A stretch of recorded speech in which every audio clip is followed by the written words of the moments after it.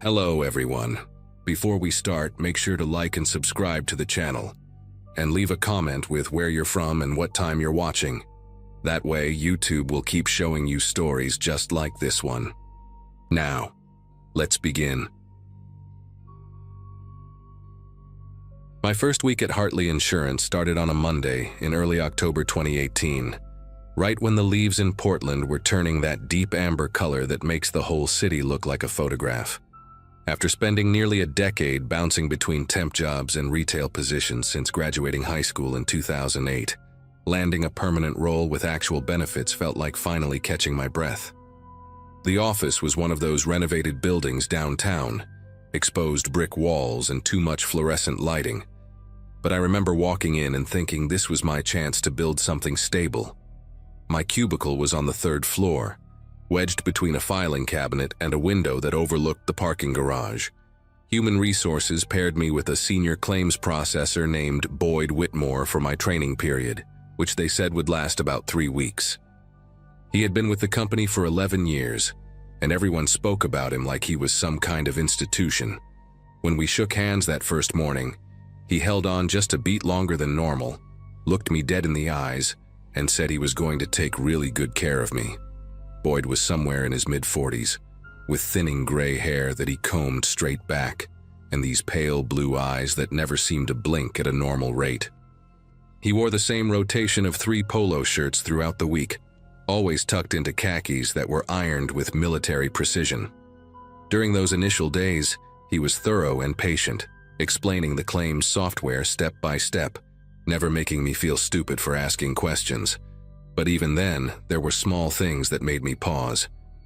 He would stand behind my chair while I worked, close enough that I could smell his coffee breath on my neck, narrating everything I typed. When I mentioned grabbing lunch from the break room, he insisted on joining me every single time, positioning himself between me and the door. By the end of that first week, he knew my full name, my address from some onboarding paperwork he claimed to have glimpsed, and the fact that I lived alone in an apartment complex off Hawthorne Street. I told myself he was just being friendly, that this was what mentorship looked like in a corporate environment. I had no idea how wrong I was. The second week is when things started to shift. Boyd began sharing personal details about his life that felt wildly inappropriate for a professional setting, let alone someone I had known for only 7 days. He told me about his divorce, which had happened 4 years prior, and how his ex-wife had taken everything from him, including his dignity. He described the empty apartment he went home to every night, the silence that greeted him when he unlocked the door, the way he sometimes forgot to eat dinner because there was no one there to remind him. These conversations always happened when we were alone, usually in the small conference room where he conducted my training sessions with the door closed. He would pause mid-explanation about a claims procedure, stare at some fixed point on the wall, and then launch into another confession about his loneliness. I tried to be sympathetic at first, offering the kind of vague, supportive statements you give to acquaintances going through a hard time. But then he grabbed my hand across the table one afternoon, squeezed it tight, and told me I was the only person who truly understood him. I pulled my hand back and made some excuse about needing to use the restroom. When I looked in the bathroom mirror, my face had gone pale, and there was this tight knot forming in my chest that would become a permanent fixture over the following weeks. After that incident, I started noticing how Boyd had positioned himself as a barrier between me and the rest of the office. Whenever someone stopped by my cubicle to introduce themselves, he would materialize within seconds, steering the conversation back to work or finding some reason to pull me away. A woman named Heather from accounting tried to invite me to a Friday happy hour during my 3rd week, and Boyd intercepted before I could even respond, telling her that I was still in training and needed to focus. He said it with this polite smile plastered on his face, but his tone left no room for argument. Heather gave me this look, eyebrows slightly raised like she was trying to communicate something without words. I wish I had paid more attention to that look. I wish I had followed her to her desk and asked what she knew about Boyd Whitmore that I clearly did not. By the end of October, my training period was officially over, but Boyd acted like nothing had changed. He still showed up at my cubicle first thing every morning with a cup of coffee made exactly the way I liked it, still insisted on eating lunch together, still found reasons to hover near my desk throughout the day. When I tried to politely decline his company, explaining that I needed to focus on my own workload now, his entire demeanor shifted. His face went blank for a moment, completely expressionless, and then he said something that still echoes in my head to this day. He called me his closest person, not his closest friend, not his work buddy, but his closest person, like I was somehow essential to his existence. He said it so matter-of-factly, like he was stating an obvious truth that I should have already known.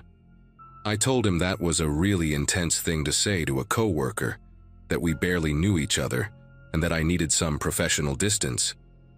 He just nodded slowly, that blank expression returning, and walked away without another word. I thought maybe I had finally gotten through to him. The next morning, I overheard Boyd talking to one of the senior managers near the coffee machine. I was walking past, and he did not seem to notice me, or maybe he did, and wanted me to hear.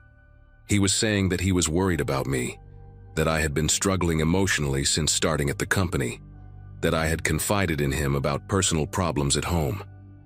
He lowered his voice to this concerned whisper and said he was the only support system I had right now. The manager, a man named Glenn who I had maybe spoken to twice, was nodding along sympathetically. I stood there frozen in the hallway, unable to process what I was hearing. Boyd was constructing an entire fictional narrative about me, painting himself as my caretaker and me as some fragile mess who needed him.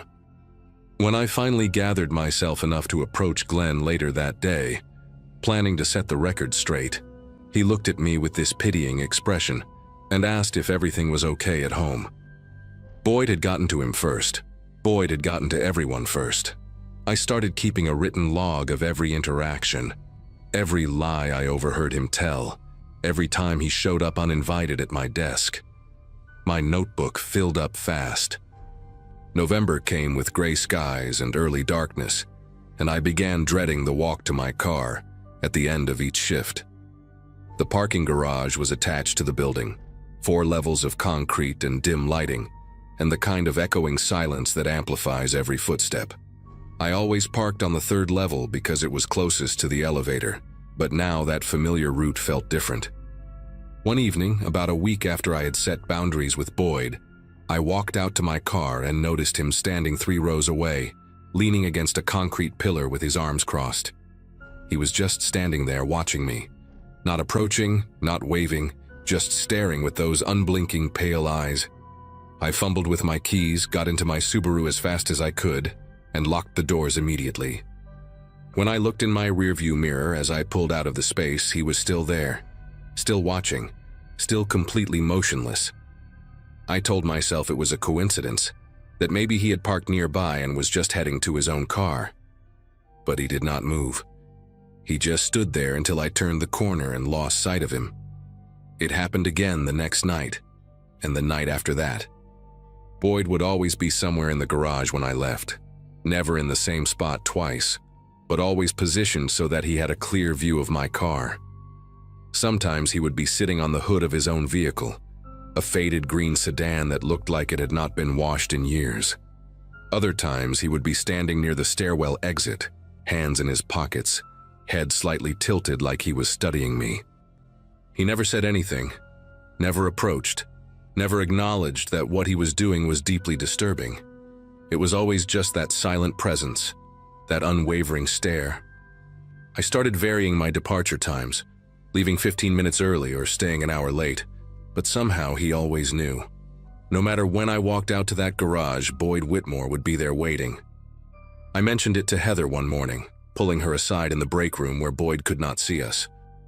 She went quiet for a moment, then told me something that made my whole body go cold. She said there had been another woman before me, a claims processor who started about 2 years ago and quit after only 4 months. Heather said nobody talked about it, but the woman had filed a complaint with HR before she left. Nothing ever came of it. Boyd was too valuable, too senior, too protected.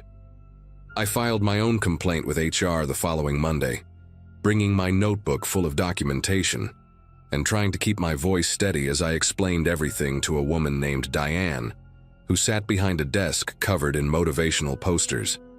She listened, nodded in all the right places, took notes on a yellow legal pad, and assured me the company took these matters very seriously. She said they would investigate and get back to me within 2 weeks. Those 2 weeks passed without a single word. When I finally followed up, Diane told me that after reviewing the situation, they had determined Boyd's behavior did not constitute harassment under company policy.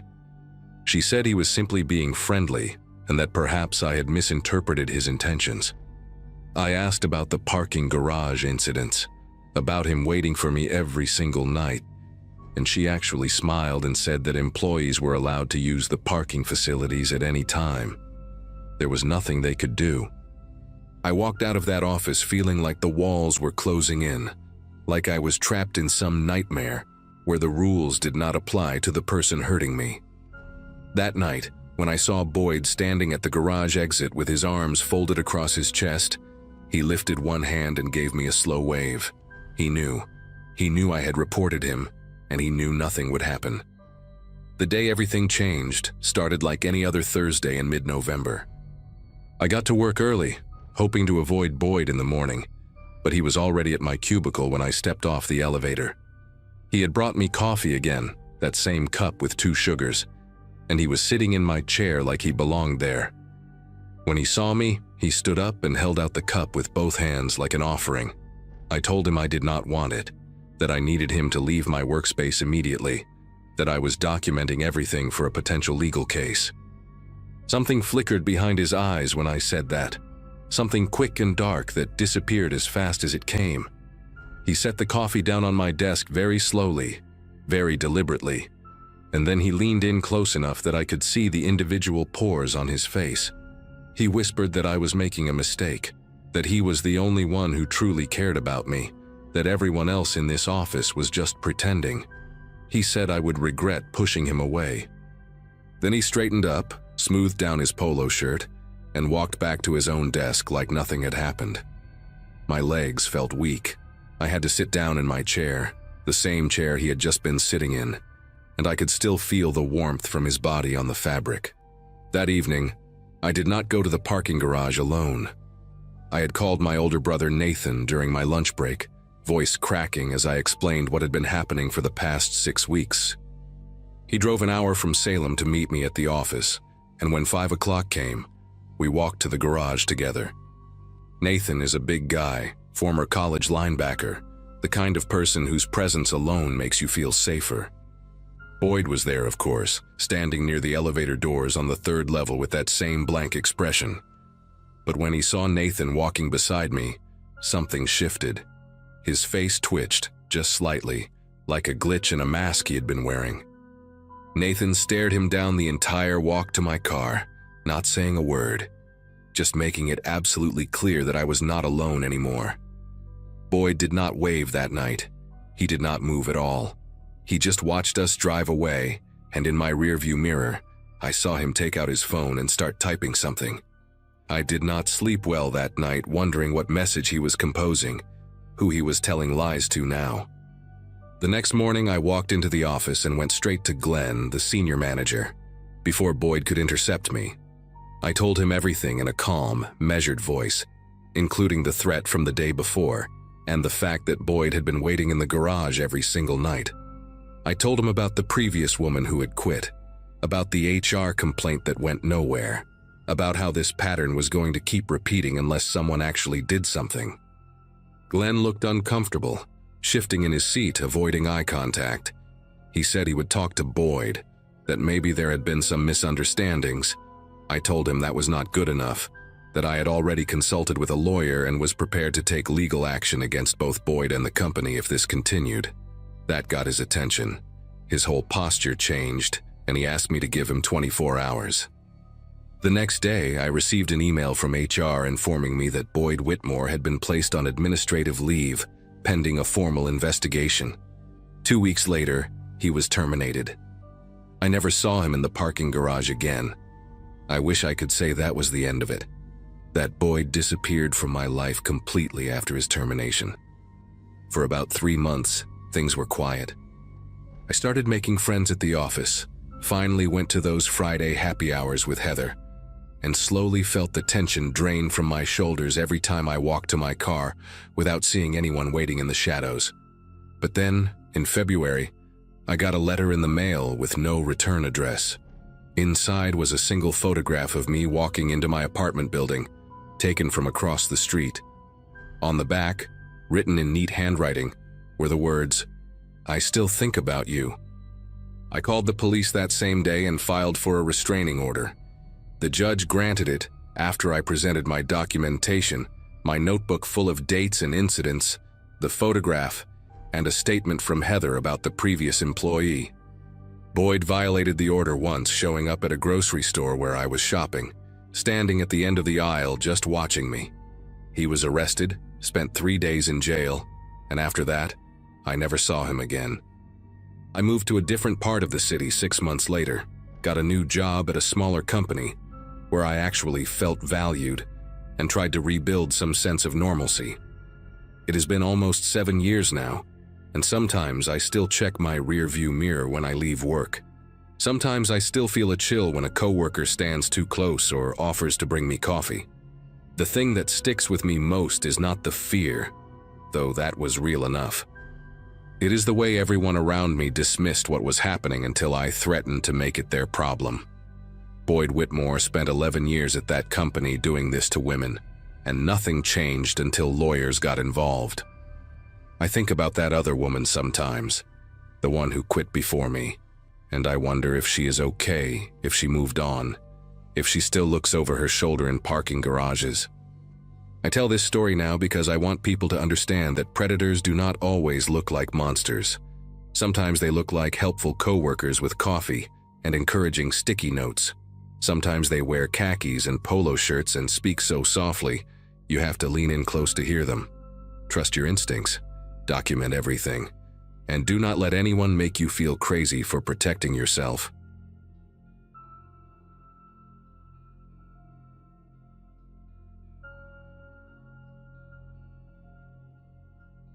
Overnight shifts at a gas station in the middle of nowhere have a way of making you question your life choices. My graduating class from 2011 had scattered across the country chasing careers and dreams, while I found myself behind a counter in rural Ohio, selling cigarettes and energy drinks to truckers passing through on Route 42.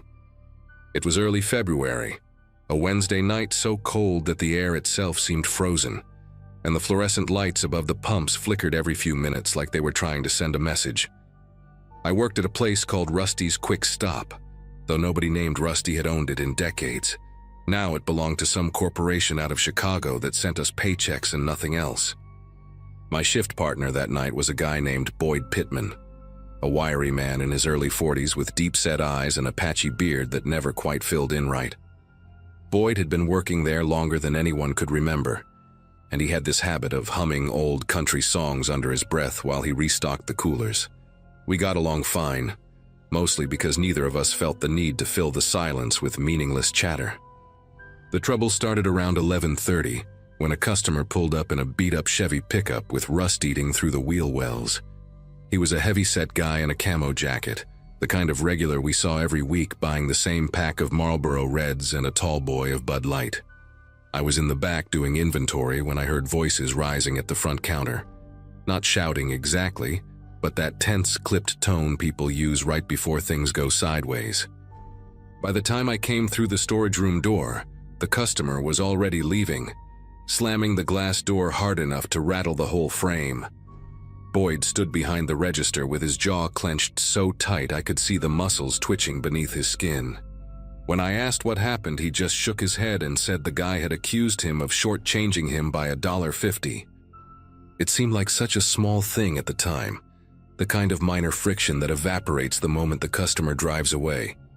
But Boyd kept staring at that door long after the taillights disappeared into the darkness, and something in his expression had shifted in a way I could not quite name.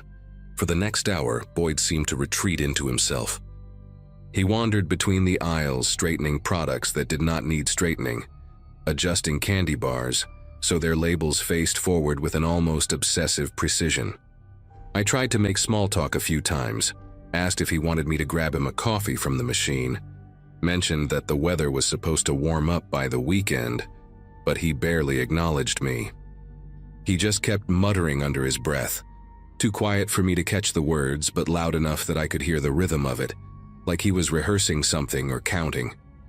Around 12:15, a couple stopped in to use the restroom and grab some snacks for the road, and Boyd refused to ring them up.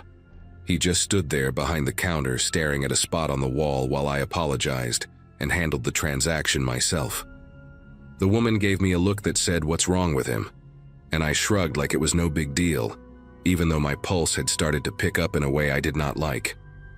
After the couple left, Boyd announced he was going to the storage room to check on something. I said okay, figuring maybe he just needed a few minutes alone to shake off whatever was eating at him.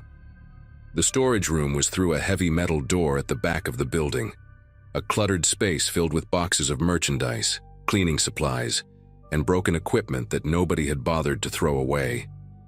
I went back to my spot behind the register and pulled out my phone, scrolling through nothing in particular just to pass the time.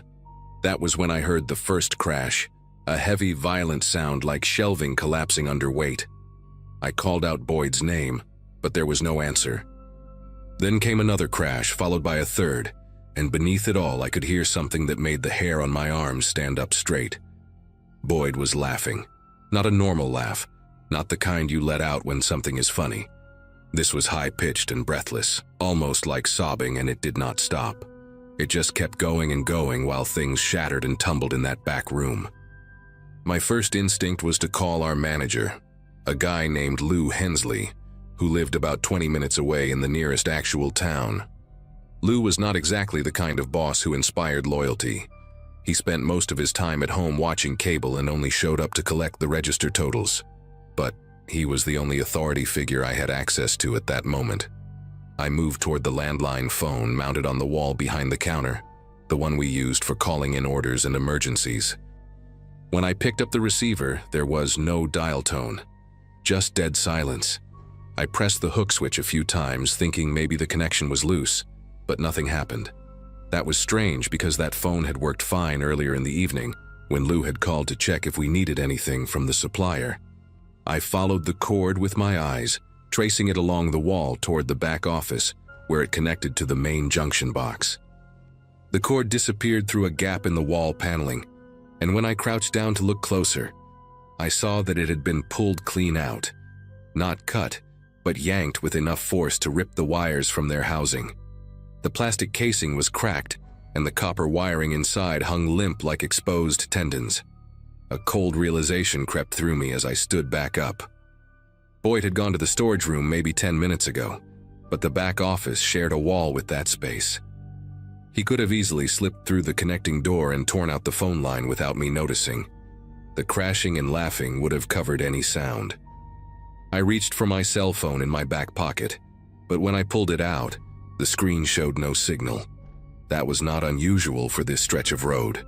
Cell coverage out here was spotty on a good day and nearly non-existent at night when atmospheric conditions shifted. Still, seeing those empty bars made my chest tighten in a way that bordered on panic. I was alone in this fluorescent-lit box in the middle of frozen farmland, miles from the nearest house, and the only other person here had just destroyed the only reliable way to call for help. The laughter from the storage room had stopped now, replaced by a silence that felt almost worse. I could hear the hum of the refrigerator units along the back wall, the tick of the clock above the door, and beneath it all, the sound of footsteps, slow and deliberate, moving across the concrete floor of the storage room toward the door that led back to the main floor. I thought about running. The front door was maybe 15 feet away, and my car was parked on the side of the building near the dumpsters. But my keys were in my jacket, and my jacket was hanging on a hook in the back office. The same back office that shared a door with the storage room where Boyd was. For a split second, I considered just bolting outside anyway, flagging down a passing car or walking until I found a signal. But the temperature out there was well below freezing, and the next town was at least 8 miles down the road. I would be a popsicle before anyone found me. So I stayed where I was, standing behind the counter with my heart hammering against my ribs, watching that storage room door like it was the mouth of something hungry. The footsteps stopped. Then the door swung open slowly, the hinges groaning in a way I had never noticed before, and Boyd stepped through.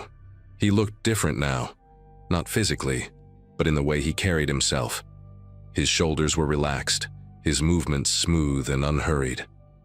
The frantic energy from before had drained away completely, leaving behind something that resembled calm, but did not feel like it. His eyes found mine across the store, and he smiled. It was the kind of smile you see on someone who has just solved a problem that has been bothering them for years. Boyd walked toward the counter without saying a word. His right hand hung loosely at his side, but I noticed his left arm was positioned slightly behind his back, the elbow bent at an unnatural angle like he was concealing something. I tried to keep my voice steady when I spoke, asking him if everything was okay, if he wanted to talk about what just happened in the storage room. He did not answer right away. Instead, he stopped about 3 feet from the counter and tilted his head to the side, studying me the way a child might study an insect before deciding whether to crush it. When he finally spoke, his voice was soft and measured, almost gentle. He said he had been thinking about things for a long time now, years actually, and that tonight something had finally clicked into place. He said he understood now what needed to be done, what he should have done a long time ago. I asked him what he meant, trying to keep the conversation going, trying to buy time for something I could not even name. Boyd brought his left hand around from behind his back, and I saw the box cutter gripped in his fingers. The blade was extended, catching the fluorescent light in a way that made it look almost surgical. He held it loosely, casually, like it was just another tool he used every day, which technically it was. We used those box cutters to open shipments, to slice through packing tape, to break down cardboard. But the way Boyd looked at it now made it clear he had something else in mind entirely. I kept the counter between us, my mind racing through every possible option. There was a baseball bat under the register. Lou had put it there years ago after a string of robberies hit gas stations along the highway, but reaching for it would mean taking my eyes off Boyd, and I was not willing to do that. Instead, I started talking. I told Boyd that whatever was going on, we could figure it out together. I reminded him that we had worked side by side for almost 2 years without any problems, that I considered him a decent guy, that I did not want to see him throw his life away over some customer who was not worth the trouble. Boyd listened with that same unsettling patience, the box cutter turning slowly between his fingers like a nervous habit. When I finished, he let out a long breath through his nose and shook his head like I had missed the point entirely. He said this was not about the customer. It was never about the customer. That man had just been the final piece of a puzzle Boyd had been assembling in his head for longer than he could remember. He talked about feeling invisible his whole life, about giving everything to jobs and people who never gave anything back, about waking up every morning knowing that nothing he did would ever matter to anyone. His voice stayed calm the whole time, almost philosophical, and that was what scared me more than anything. This was not rage. This was something that had been thought through, rationalized, accepted. Boyd took a step closer to the counter, and I instinctively stepped back until my shoulders hit the cigarette display behind me. He noticed the movement and stopped, tilting his head again with what looked almost like curiosity. He asked if I was afraid of him, and I did not see any point in lying. I told him yes, I was terrified. Something flickered across his face then, just for a moment, like my honesty had surprised him. He lowered the box cutter slightly, not putting it away but letting his arm relax at his side. He said he was not going to hurt me. That was not what tonight was about. He said there was someone else, someone who deserved what was coming, and once he took care of that, everything would finally balance out. I asked who he was talking about, and Boyd's expression hardened into something distant and cold. He mentioned a name I did not recognize. His ex-wife, he explained, who had taken his kids and moved to Indiana 3 years ago.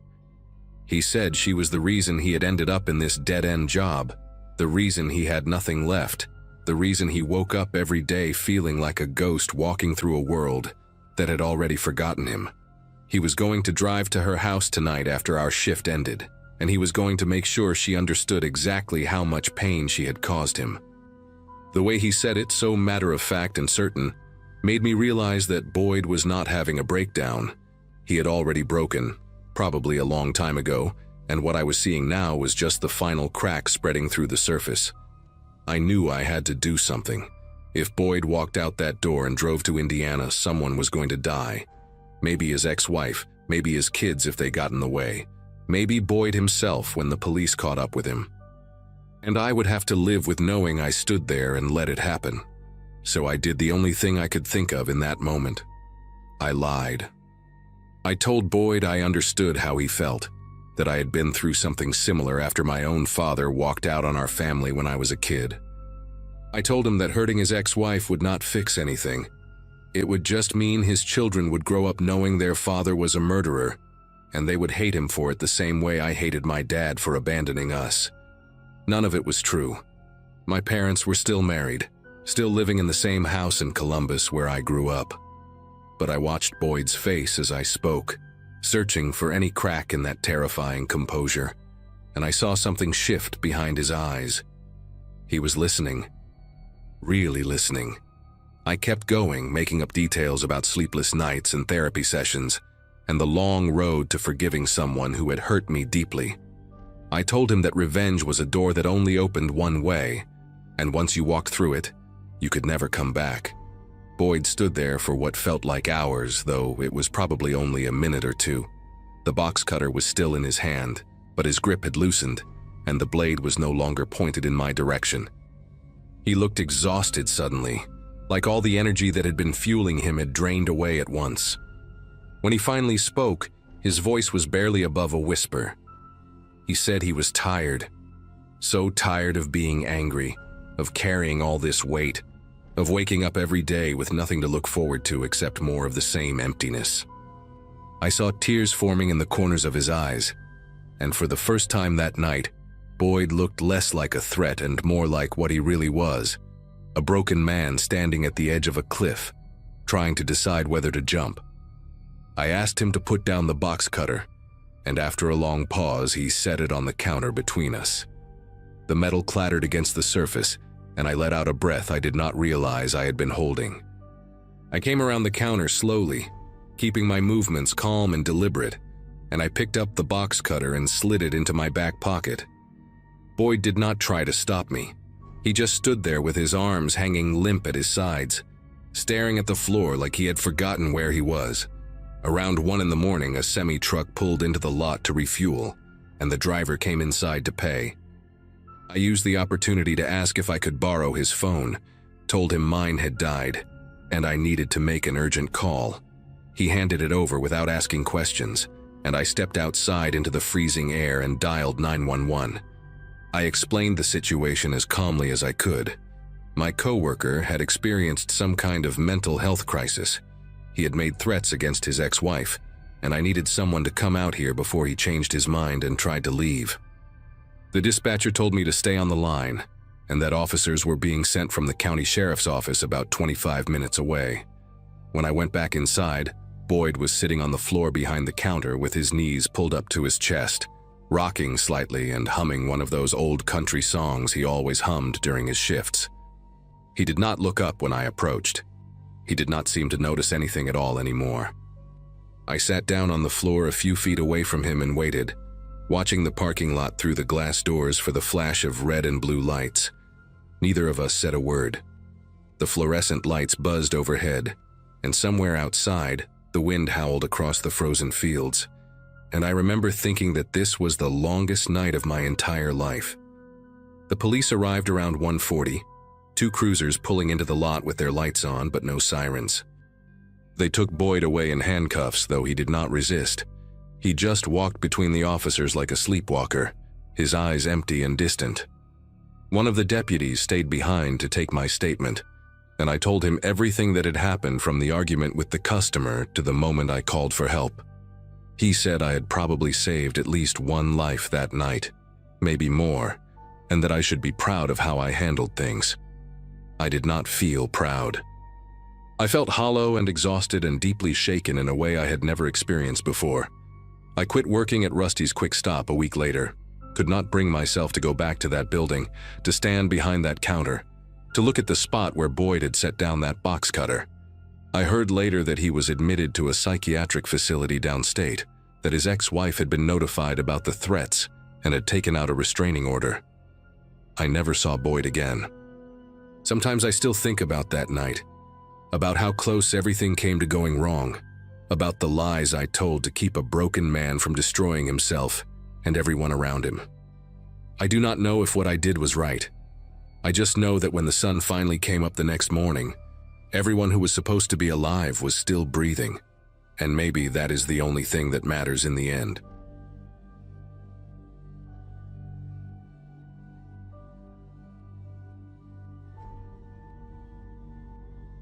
Everyone at Harmon's Home Goods thought I was lucky to land the assistant manager position right after finishing community college in 2015. My mom kept telling her friends how proud she was, how her daughter was climbing the ladder at 23, while other kids from my graduating class were still figuring out what to do with their lives. The store sat in a small strip mall outside of Dayton, Ohio, sandwiched between a nail salon and a Chinese takeout place that always smelled like burnt sesame oil. Nothing glamorous, but the pay was decent, and the hours gave me enough time to take online classes toward my business degree. The store itself was one of those places that sold everything from picture frames to artificial plants, the kind of shop where middle-aged women spent Sunday afternoons browsing for things they did not really need. My manager, a heavy-set guy named Dennis who had been there for 15 years, trusted me enough to let me handle closing shifts alone most weeknights. It was quiet work, mostly restocking shelves and running the register for the few customers who wandered in after dinner.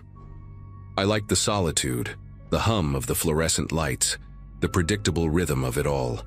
That changed when corporate hired a new stock associate in early March.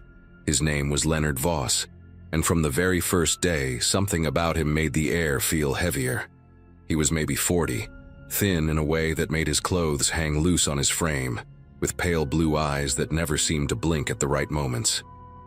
Leonard was polite to an almost uncomfortable degree, the kind of person who would hold a door open for you and then stand there smiling until you were completely through, watching the whole time. He spoke softly, always measuring his words like each one cost him something precious. The other employees found him odd but harmless, joking that he was probably just awkward from spending too much time alone, but I noticed things they did not. He started showing up 30 minutes before his shifts, sitting in his car in the parking lot with the engine off, just staring at the storefront. After closing time, when everyone else rushed to leave, Leonard would linger in the stockroom, rearranging boxes that did not need rearranging. Dennis said he was just dedicated, that we should be grateful someone actually wanted to work. I wanted to believe that. I really did. The Wednesday that everything fell apart started like any other closing shift. Dennis left around 6, patting me on the shoulder and reminding me to double-check the back door before I locked up. The evening crowd was thin, just a few regulars and a couple arguing over which lampshade matched their couch better. Leonard clocked in at 4, but was already there when I arrived at 3:30. Leaning against the wall near the employee entrance with a cup of gas station coffee in his hand. He smiled when he saw me, that slow, careful smile that showed too many teeth, and said something about how the weather was getting warmer. I nodded and walked past him quickly, pretending I needed to check something on my phone. By 8, the store was empty except for the two of us. I told Leonard he could head out early since we were dead, but he shook his head and said he wanted to help me organize the stockroom. His voice was calm, almost gentle, but there was something underneath it that made my chest tighten. I should have insisted, should have made up some excuse about needing to do inventory alone. Instead, I just shrugged and said sure, thinking maybe I was being paranoid about a guy who was simply trying to be helpful. The stockroom at Harmon's was a narrow maze of metal shelving units stacked with boxes of merchandise waiting to be unpacked. The lighting back there was harsh and uneven, casting long shadows that shifted every time you moved between the aisles. Leonard followed me in and immediately started straightening boxes on the lower shelves, humming something tuneless under his breath. I was reaching for a box of ceramic vases on a high shelf when my elbow caught the strap of his backpack, which he had left sitting on top of a crate near the door. The bag tumbled to the concrete floor and spilled open, scattering its contents in a messy arc across the ground. Pens, a water bottle, some crumpled receipts, and then a manila folder that slid out and fanned open, revealing a stack of papers covered in official-looking print. I crouched down to help gather everything, already apologizing, when my eyes caught a photograph paper-clipped to one of the documents. It was a woman, maybe early 30s, with shoulder-length brown hair and a nervous smile. Below the photo, in bold capital letters, were the words, "Restraining Order," followed by a case number and a date from 2016. My hands went cold and I felt the air leave my lungs, but I kept my face neutral, shoving everything back into the folder without looking at it again. I handed Leonard his backpack and forced a laugh, saying something about how clumsy I was, how I was always knocking things over. He took the bag from me slowly, his fingers brushing against mine for just a second too long. When I looked up at his face, the polite mask he always wore had slipped, just slightly, like a picture frame hanging crooked on a wall. His pale eyes studied me with an intensity that made my skin prickle, searching my expression for something I was desperately trying to hide. He asked me if I saw anything interesting in there, his voice still soft but with a new edge to it, like a knife wrapped in velvet. I shook my head and told him I was not paying attention, that I just grabbed everything and stuffed it back in. For a moment, neither of us moved. The fluorescent lights above us buzzed and flickered, and I became painfully aware of how far we were from the front of the store, from the windows, from anyone who might walk by and see us. Then Leonard smiled again, but this time it did not reach his eyes. He said it was fine, that he appreciated me helping him pick everything up, and he zipped the backpack closed with slow, deliberate movements. After that, the atmosphere in the store shifted into something I cannot quite describe. It was like the air had thickened, like every shadow in my peripheral vision was watching me. Leonard did not go back to organizing the stockroom. Instead, he followed me out onto the sales floor and stayed within 15 feet of me no matter where I went.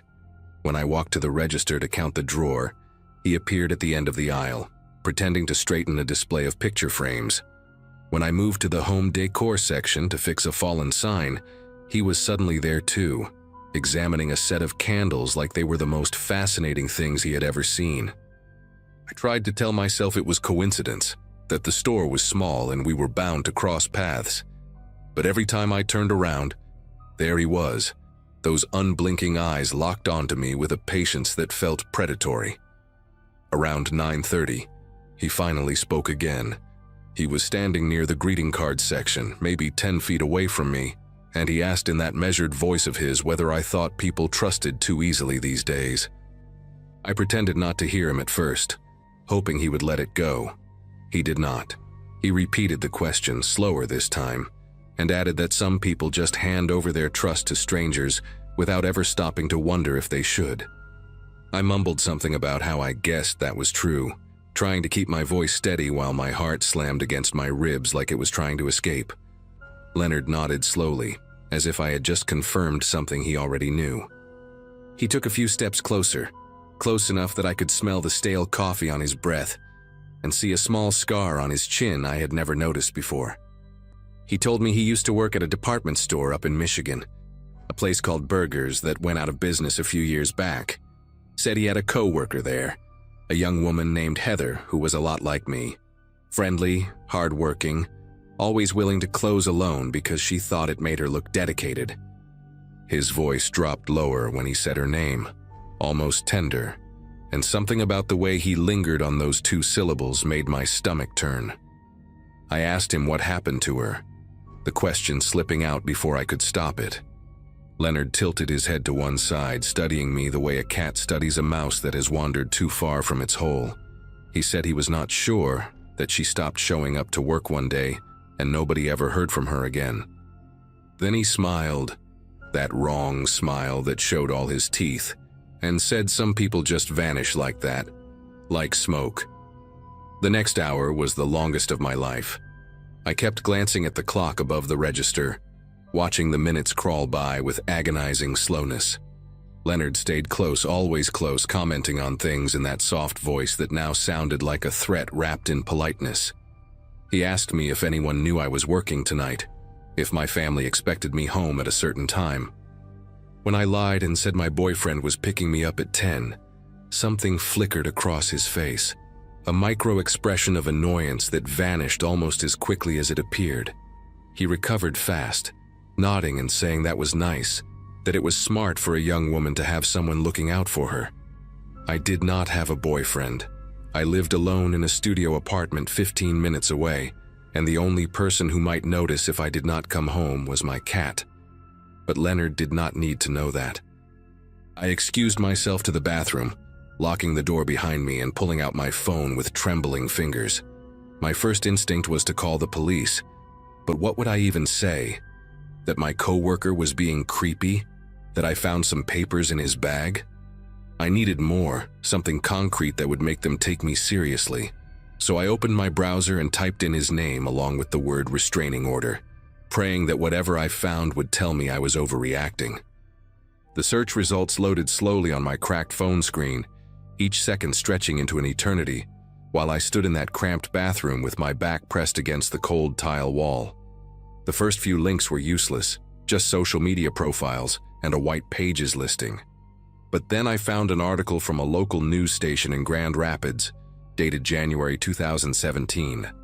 The headline read, "Person of interest named in Berger's employee disappearance case." There was a photo of Leonard, younger but unmistakably him, standing outside a police station with his lawyer. The article said a 26-year-old woman named Heather Dominguez had been reported missing after failing to show up for her shift at Berger's department store. Coworkers told investigators that a male employee had been exhibiting unusual behavior toward her in the weeks before she vanished. Leonard Voss was questioned multiple times but never charged due to insufficient evidence. Heather's car was found abandoned in a parking garage 3 miles from the store. Her body was never recovered. I scrolled further and found another article mentioning that a restraining order had been filed against Leonard by a different woman, a neighbor who claimed he had been watching her apartment for months. The case was dropped when she moved out of state. My vision blurred, and I had to grip the edge of the sink to keep from collapsing. The man outside that door, the man who had been following me all night, was almost certainly responsible for making a woman disappear forever. I gave myself 60 seconds to fall apart, letting the panic wash over me in hot waves before forcing it back down. I could not afford to lose control, not now. Not with Leonard waiting somewhere out there on the sales floor. I flushed the toilet to keep up appearances and ran the sink for a few seconds, buying myself time to think. My phone showed 9:47, which meant I had maybe 13 minutes before closing time, before I would have to walk out to the dark parking lot where Leonard's car sat waiting like a patient predator. I thought about calling 911 right there, but the bathroom had no windows and only one door, and if Leonard heard me talking to the police, I had no idea what he might do. I needed to get to the front of the store, closer to the entrance, closer to the security cameras that fed into the monitor in Dennis's office. I needed to act normal for just a little longer. I unlocked the bathroom door and stepped out, my legs feeling like they were made of wet cement. Leonard was standing at the end of the hallway, leaning against the wall with his arms crossed, watching me emerge with an expression that was somehow both blank and hungry at the same time. He asked if I was feeling okay, said I had been in there a while. I told him my stomach was bothering me, something I ate for lunch. He nodded slowly, those pale eyes never leaving my face, and said we should probably start closing up soon. I walked toward the front of the store with Leonard trailing behind me, his footsteps soft and measured on the linoleum floor. Every instinct in my body screamed at me to run, to bolt for the door and never look back. But I knew that would only trigger whatever violence he was capable of. Instead, I kept my pace steady and my breathing controlled, focusing on the glowing exit sign above the entrance like it was a lighthouse guiding me through a storm. When I reached the register, I made a show of counting the drawer while secretly typing a text to my older brother Kevin, with one hand hidden below the counter. I wrote 3 words, Call me now." 30 seconds later, my phone rang, the sound cutting through the silence like a Ju-Ming lifeline. I answered it loudly, saying Kevin's name and asking him where he was, pretending to listen while he asked me what was going on. I told him I was just finishing up at work and that I would meet him outside in 2 minutes, making sure my voice carried across the store. Leonard had stopped near the greeting card aisle, watching me with an unreadable expression. I saw his jaw tighten, saw his hands curl into loose fists at his sides, and for one terrifying moment I thought he was going to call my bluff. But then something shifted in his posture, a subtle relaxation that told me he had decided tonight was not the night. He grabbed his backpack from behind the counter and told me he was going to head out, that he would see me tomorrow. I watched him walk through the automatic doors and disappear into the darkness of the parking lot, and I did not take a full breath until I saw the headlights of his old Chevy pull out onto the main road. Kevin stayed on the phone with me while I locked up the store and sprinted to my car, my keys clutched between my fingers like a weapon. I drove straight to the police station and told them everything, showed them the articles on my phone, gave them Leonard's full name and the license plate number I had memorized weeks ago out of some instinct I could not explain at the time. The detective who took my statement was a tired-looking woman in her 50s who listened without interrupting, her expression growing darker with every detail I shared. She told me they would look into it, that they would contact the department in Michigan and see if there was enough to reopen the investigation. I never went back to Harmon's. I called Dennis the next morning and quit over the phone, not giving him a reason, not caring what he thought. A week later, Kevin helped me move to a different city, a fresh start somewhere Leonard Voss would never find me. I learned from a news article 6 months later that he had been arrested in Indiana after a woman reported him for following her home from her workplace. The police searched his apartment and found photographs of dozens of women, taken without their knowledge, along with journals filled with detailed observations about their routines. Heather Dominguez was never found, and I still think about her sometimes, wonder if things might have been different if someone had trusted their instincts sooner. I think about how close I came to becoming another name in one of his journals, another woman who vanished like smoke. And I think about how the only reason I am here to tell this story is because I listened to that small voice in the back of my head, the one that kept whispering that something was deeply, terribly wrong with the quiet man who smiled too much and never blinked at the right moments.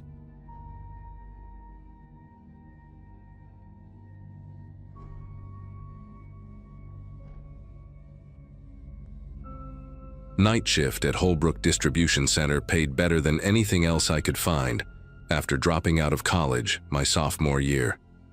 My parents had graduated in the class of '89, both of them, and here I was stacking boxes in a warehouse outside of Portland while my younger sister finished her nursing degree. It was humbling, sure, but the work was steady and the people mostly kept to themselves. I had been there about 8 months when Curtis Beale transferred from the morning crew to our shift. He was one of those guys who stood a little too close when he talked, always finding reasons to hover near my station in the picking area. At first I thought he was just lonely, new to the shift, no friends yet, probably nervous. He had this habit of laughing at things that were not funny, this dry chuckle that came half a second too late. I made the mistake of being polite to him during my first week working alongside him, and I think he took that politeness as an invitation to something more. Curtis was probably somewhere in his mid-40s, with thinning hair he combed straight back, and these watery blue eyes that never seemed to blink enough. He wore the same rotation of 3 polo shirts under his safety vest, and he always smelled faintly of menthol cigarettes and cheap soap.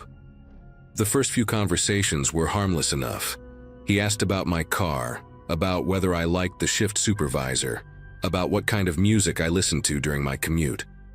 I answered with short sentences, nothing personal, just enough to not seem rude. But then he started showing up at my locker before shifts, waiting there like it was our meeting spot. He would ask if I wanted to walk to the floor together, and when I said I needed to use the restroom first, he would still be there when I came back. My coworker Elise noticed before I did. She pulled me aside one night and said that Curtis had been asking other people questions about me, whether I had a boyfriend, where I lived, what my schedule looked like. I tried to create distance after that. Started taking my breaks at different times, eating my lunch in my car instead of the break room, switching my locker to the row closer to the supervisor's office. For about 2 weeks it seemed to work. Curtis would still wave at me from across the floor, still try to catch my eye when we passed each other near the loading docks. But he kept his distance. I thought maybe he had gotten the message.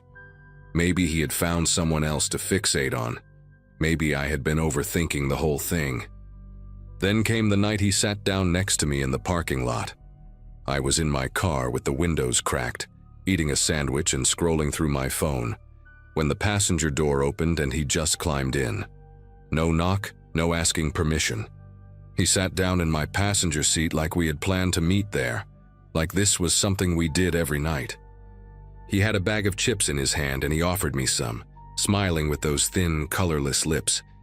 And I was so stunned that I did not say anything for a full 5 seconds. I told him he needed to get out of my car. My voice came out smaller than I wanted it to, almost like a question instead of a demand. Curtis laughed, that same delayed chuckle, and said he just wanted to keep me company, said he noticed I always ate alone and that it made him sad to see. I repeated myself, louder this time, and something in his expression shifted. It was subtle, just a flicker behind his eyes, but I saw irritation there, maybe even anger. He held up his hands in mock surrender and said he was just trying to be friendly, that I did not need to be so hostile about it. Then he got out, slow and deliberate, and stood outside my window for a moment before walking away. He did not look back, but I watched him cross the parking lot in my rearview mirror, and I noticed that his hands were balled into fists at his sides. I locked my doors and sat there until my break was over, my sandwich untouched on my lap. The next few shifts were quiet, almost too quiet. Curtis avoided me entirely, would not even look in my direction when we crossed paths on the floor.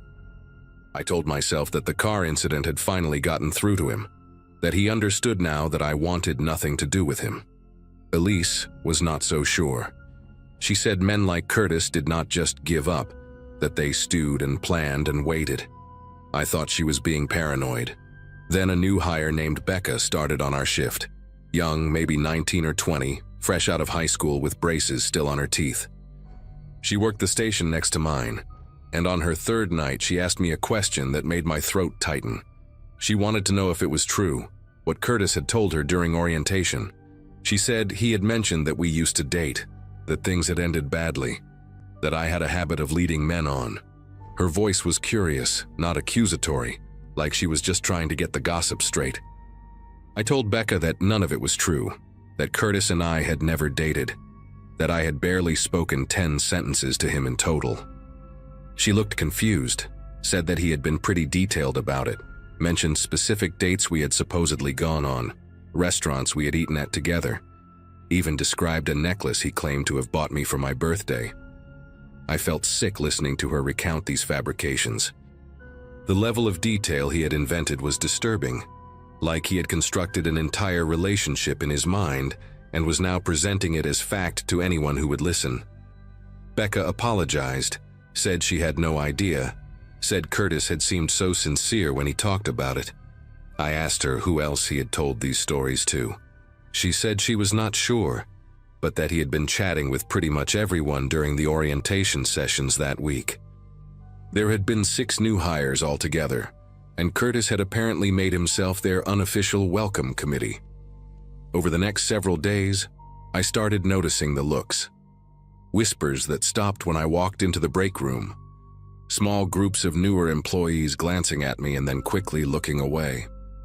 One guy from receiving, barely out of his teens, actually winked at me when I passed him near the loading bay, and when I asked him what that was about, he just laughed and said Curtis had told him I was a lot of fun. I did not understand what he meant at first. Then Elise pulled me aside again and told me what she had overheard in the women's restroom. 2 of the new hires had been talking about me, sharing stories that Curtis had apparently told them in graphic detail.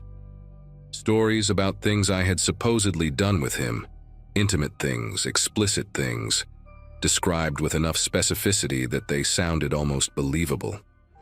One of the girls had mentioned a birthmark on my lower back, something Curtis could not possibly have known about unless he had seen me undressed, which he absolutely had not. I confronted Curtis that same night, found him by the vending machines during second break, alone for once, feeding quarters into the slot for a candy bar. I asked him what he thought he was doing, why he was telling people these lies, where he had even gotten the detail about the birthmark. He turned around slowly, that infuriating half-smile on his face, and said he had no idea what I was talking about. I told him I knew exactly what he had been saying, that multiple people had come to me with his stories, that this was harassment and I was going to report him. The smile did not waver.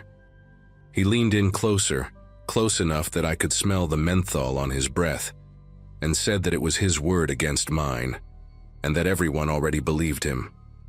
Then he said something that made my entire body go rigid. He described the birthmark again, its exact shape and location, and then he described something else, a small scar on my hip from a childhood bike accident, something not even my closest friends knew about. He said he had seen everything, and that I should be more careful about leaving my gym bag unattended in the locker room. I went straight to the shift supervisor after that conversation. His name was Gary Fonseca, a heavy-set man in his 50s who had been running the night crew for over a decade.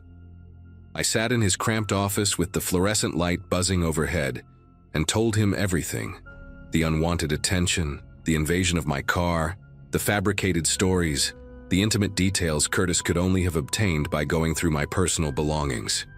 Gary listened with his arms crossed, nodding occasionally, his expression unreadable. When I finished, he let out a long breath and said he would look into it, said he took these things seriously, said I should document everything from now on. But then he added something that made my heart sink. He said Curtis had been with the company for almost 15 years, that he had never had a single complaint against him, that some of the things I was describing sounded like misunderstandings. He asked if maybe I had given Curtis mixed signals without realizing it. I left his office feeling smaller than when I had walked in. The documentation became my obsession after that. I started carrying a small notebook in my vest pocket, writing down every interaction, every look, every comment I overheard. I saved text messages from coworkers who told me what Curtis was saying behind my back. I even asked Elise to write a statement about what she had witnessed, which she did without hesitation. Within 2 weeks, I had filled half the notebook with incidents. Times Curtis had followed me to my car after shift. Times he had shown up in aisles where I was working alone. Times new employees had approached me with increasingly disturbing versions of his stories. The rumors had evolved by then. He was no longer just claiming we had dated. Now he was telling people we were still seeing each other in secret, that I was engaged to someone else but could not stay away from him, that I had begged him not to tell anyone about our arrangement. One of the newer guys asked me point blank if it was true that I had a thing for older men, and when I said absolutely not, he just shrugged and said Curtis had shown him pictures. That was when I knew I had to go above Gary. The pictures changed everything. I contacted corporate HR directly, sent them an email with scanned pages from my notebook, attached the written statements from Elise and 2 other coworkers who had come forward, and explained that my direct supervisor had dismissed my concerns. The response came faster than I expected. Within 48 hours, an HR representative named Claudia drove up from the regional office to conduct interviews. She spoke to me first, then to Elise, then to several of the newer employees who had heard Curtis spreading his stories. She also pulled the security footage from the parking lot, which clearly showed Curtis entering my vehicle without permission on the night he had climbed into my car. When she finally sat down with Curtis himself, the interview lasted almost 2 hours. I do not know exactly what was said in that room, but I know that when Curtis walked out, his face was the color of old newspaper. He did not look at anyone. He went straight to his locker, gathered his things, and left the building. Claudia told me later that the pictures he had been showing people were photos he had taken of me from a distance, candid shots of me walking to my car, bending over to pick something up, standing at my workstation. Nothing explicit, but invasive enough to constitute grounds for immediate termination. Curtis was fired that same week. I learned through the grapevine that he had tried to fight it, claimed that the photos were innocent, claimed that I had led him on and then turned vindictive when he rejected me. But the documentation I had gathered was too thorough, the witness statements too consistent, and the security footage too damning. The last I heard, he had moved out of state. Someone said he had family in New Mexico, though I never bothered to verify it. I stayed at Holbrook for another year after that, long enough to watch the rumors fade and the new hires stop looking at me like I was some kind of scandal. Elise got promoted to team lead and made sure I was never scheduled anywhere near receiving, where Curtis used to work. I eventually left for a better job at a medical supply company across town, somewhere with daylight hours and no locker rooms. Sometimes I still think about those weeks when Curtis was constructing his fantasy version of me, telling strangers intimate details he had pieced together from stolen glances and rifled belongings. I think about how easily people believed him, how quickly a reputation can be dismantled by someone willing to lie with enough conviction. Keep my car doors locked now, even in my own driveway. I check behind me when I walk through parking lots at night. Some habits are hard to break once someone teaches you why they matter.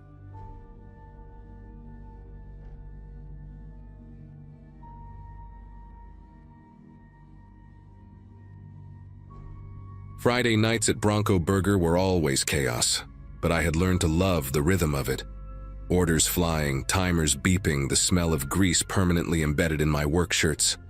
My high school class graduated in 2015, and while most of my friends had moved on to office jobs or college degrees, I had climbed my way up from fry cook to shift supervisor at the busiest location in Albuquerque.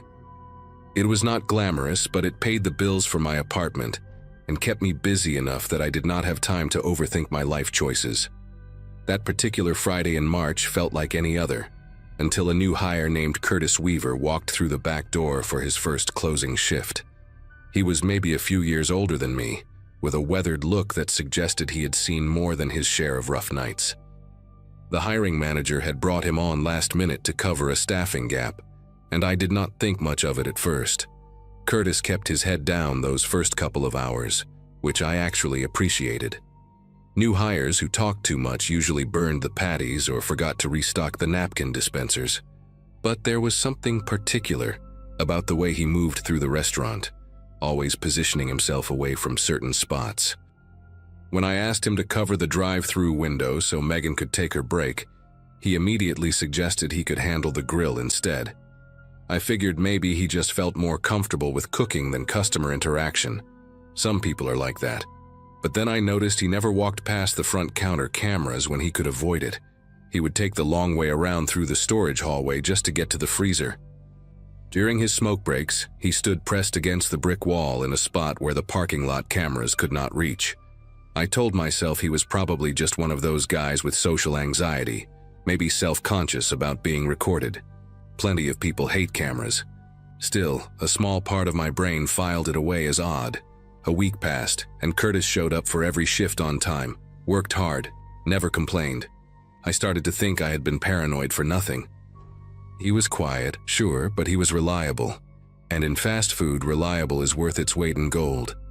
Then came the Tuesday night that changed everything. We were slammed until around 9, and after the rush finally died down, I headed to the break room to grab my energy drink from the mini fridge. The door was slightly open, and I pushed through without thinking. Curtis was sitting at the small table with his phone in his hands, and the second he saw me, he practically slapped the screen against his chest. His whole body went rigid, like a kid caught looking at something he should not be seeing. I put my hands up and laughed, told him to relax, I was just grabbing my drink. But I had already seen a flash of what was on his screen before he hit it. A news website, some kind of article with a mugshot photo at the top. He mumbled something about just checking the weather and shoved his phone into his pocket. I nodded, grabbed my drink and walked out. But the image stuck with me. A mugshot, a headline in bold red letters. Why would anyone react that way to a weather app? That night, after we locked up and I drove home to my apartment on Copper Avenue, I could not stop thinking about it. I kept telling myself it was none of my business. Maybe he had a family member in trouble with the law. Maybe he was reading about a friend. There were 100 innocent explanations, but something in the way his face had drained of color when he saw me, that was not embarrassment. That was fear. Real, animal fear. The kind you see in someone who thinks they have been caught.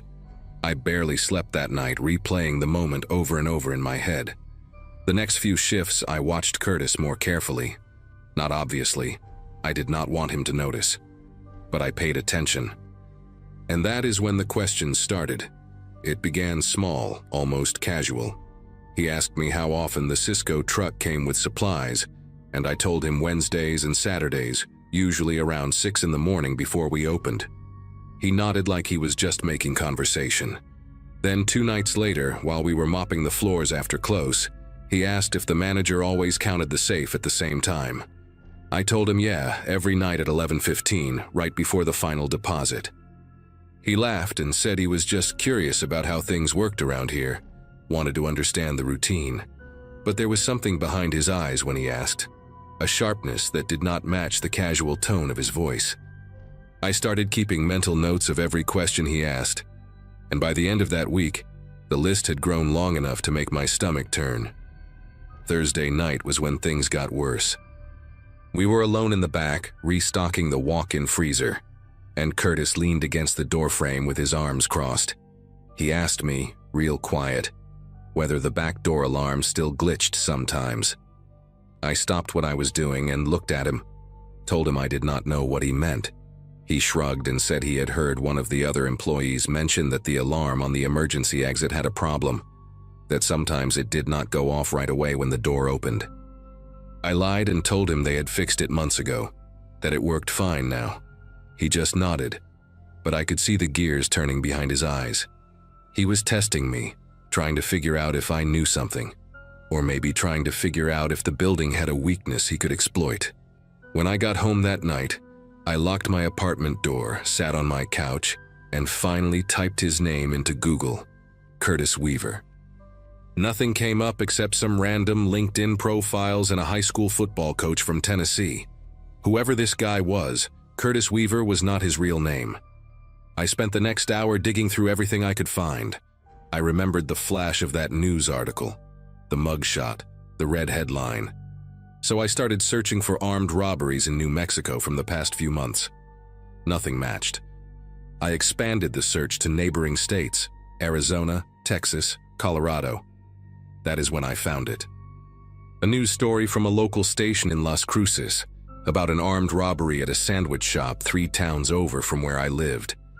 2 men had walked in just before closing, held the employees at gunpoint, and emptied the safe. One of the robbers had been caught a week later, but the other one had vanished. The article included a photo from the security camera, grainy but clear enough. The man in the image had the same narrow face, the same high cheekbones, the same way of holding his shoulders slightly hunched forward. But what made my chest tighten was the tattoo. On the side of his neck, partially visible in the security footage, was a tattoo of a snake coiled around a dagger. I had seen that exact tattoo on Curtis when he leaned over the fryer, his collar pulling to the side.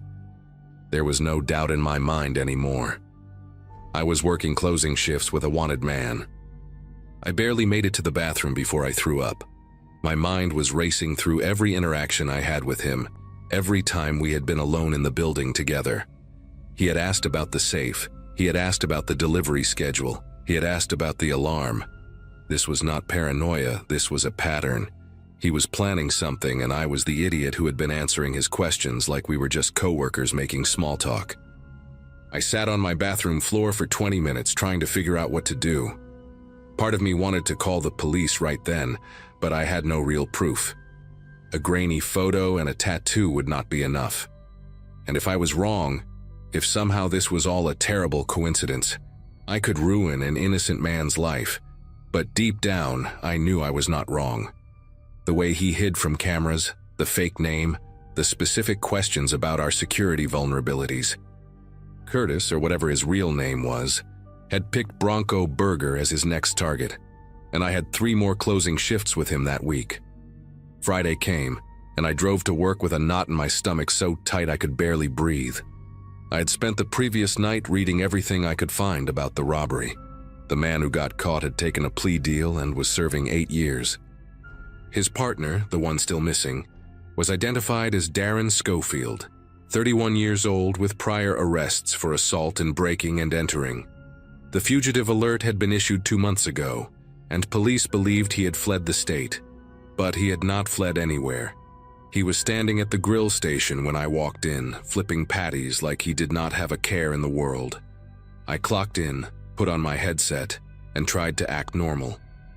Every time he looked at me, I felt like he could see right through my face, like he knew that I knew. I kept telling myself to stay calm, to just get through the shift.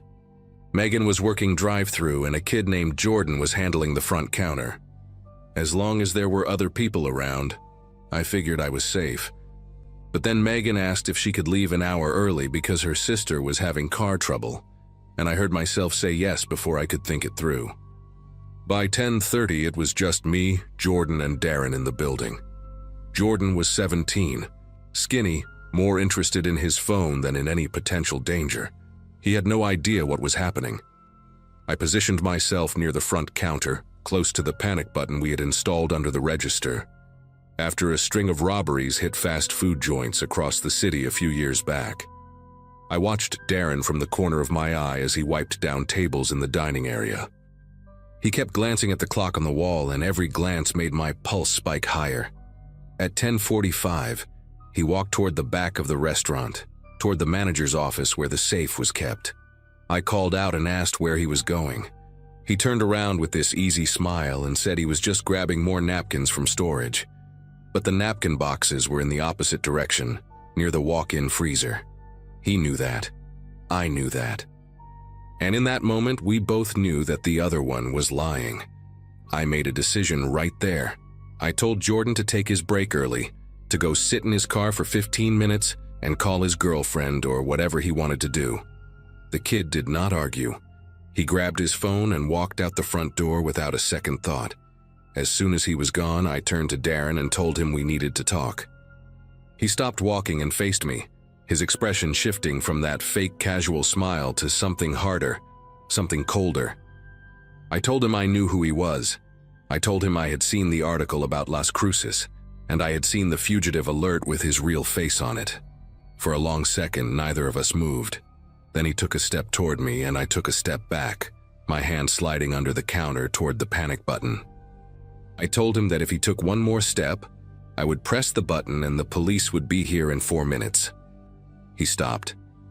His jaw tightened, and I could see the calculation happening behind his eyes, weighing his options, figuring out if he could reach me before I reached the button.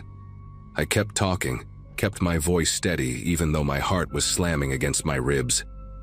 I told him he could walk out the back door right now and disappear, and I would not press anything until he had a 5-minute head start. I did not want to be a hero. I just wanted to survive the night. He stared at me for what felt like an hour but was probably only 10 seconds.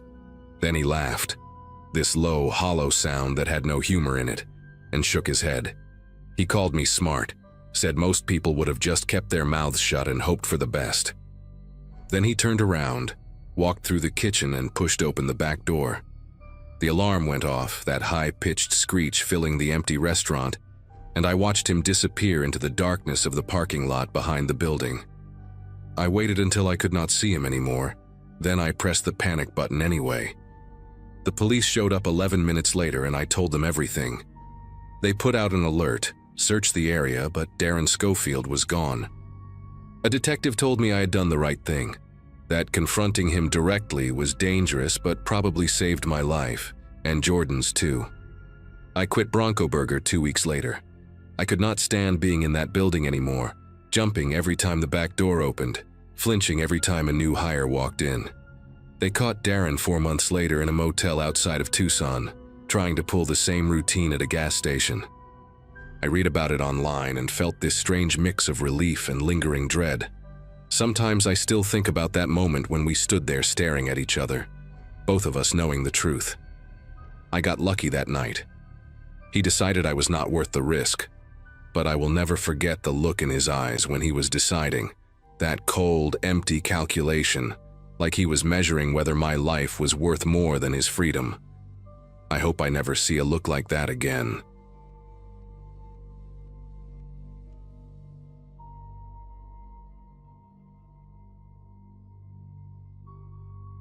Closing shifts at Baxter's Home Goods were never anyone's idea of a good time, but I needed the extra hours that spring. My older brother had just gotten married the month before, and somewhere between the bachelor party and the wedding gift, my savings account had taken a serious hit. At 26, watching your siblings settle into adulthood while you still eat cereal for dinner most nights does something to your self-esteem. So picking up shifts felt like the least pathetic way to get back on track. The store was one of those massive warehouse-style places on the outskirts of Fredericksburg, Virginia, surrounded by nothing but a half-empty parking lot and a Taco Bell that closed at 10. That Wednesday night in April 2018, the schedule had me paired with Wanda for closing duties, which meant mopping floors, restocking shelves, and counting registers until almost midnight. I did not mind working with her, even though most people on the team found her a little strange. Wanda had transferred to our location about 4 months earlier from a store somewhere in Delaware, and she kept mostly to herself in a way that felt less antisocial and more like she was carrying something heavy she did not want to talk about. She was maybe 15 years older than me, with graying hair she kept in a tight bun, and these deep-set eyes that always seemed to be looking past whatever was right in front of her. People in the break room whispered that she had left an abusive marriage, though nobody knew for sure, and I never asked. What I did know was that she worked harder than anyone else on the floor, never complained about staying late, and had this habit of triple-checking the locks before leaving like she expected someone to be waiting outside. That night, she seemed more on edge than usual, dropping her keys twice while we finished the registers and flinching hard when a car alarm went off in the parking lot. When I asked if she was okay, she just nodded quickly and said something about not sleeping well lately. I should have paid more attention to the way her hands trembled when she said it. We finished closing around 11:45, and I walked Wanda out to her car like I always did. The parking lot had that eerie orange glow from the sodium lights, and our footsteps echoed louder than they should have against the empty asphalt. Her old Nissan Sentra sat alone near the back of the lot, which I always thought was a weird choice since there were plenty of spots closer to the door. When she tried to start it, the engine made this grinding sound, and then nothing. She tried again, same result. I could see her grip tightening on the steering wheel, knuckles going white, and for a second I thought she might start crying. I offered to give her a jump, but after checking under the hood, it was clear the battery was not the problem. Something mechanical had given out, and neither of us knew enough about cars to figure out what. She sat there staring at the dashboard like it had personally betrayed her, and I felt terrible just leaving her stranded in that empty lot close to midnight. That is when I made the offer that changed everything about that night. I told her I could drive her home, that it was no big deal, that she could call a tow truck in the morning when places were actually open. She hesitated for a long moment, looking around the parking lot like she was scanning for something in the shadows, and then finally agreed with a quiet thank you that barely reached my ears.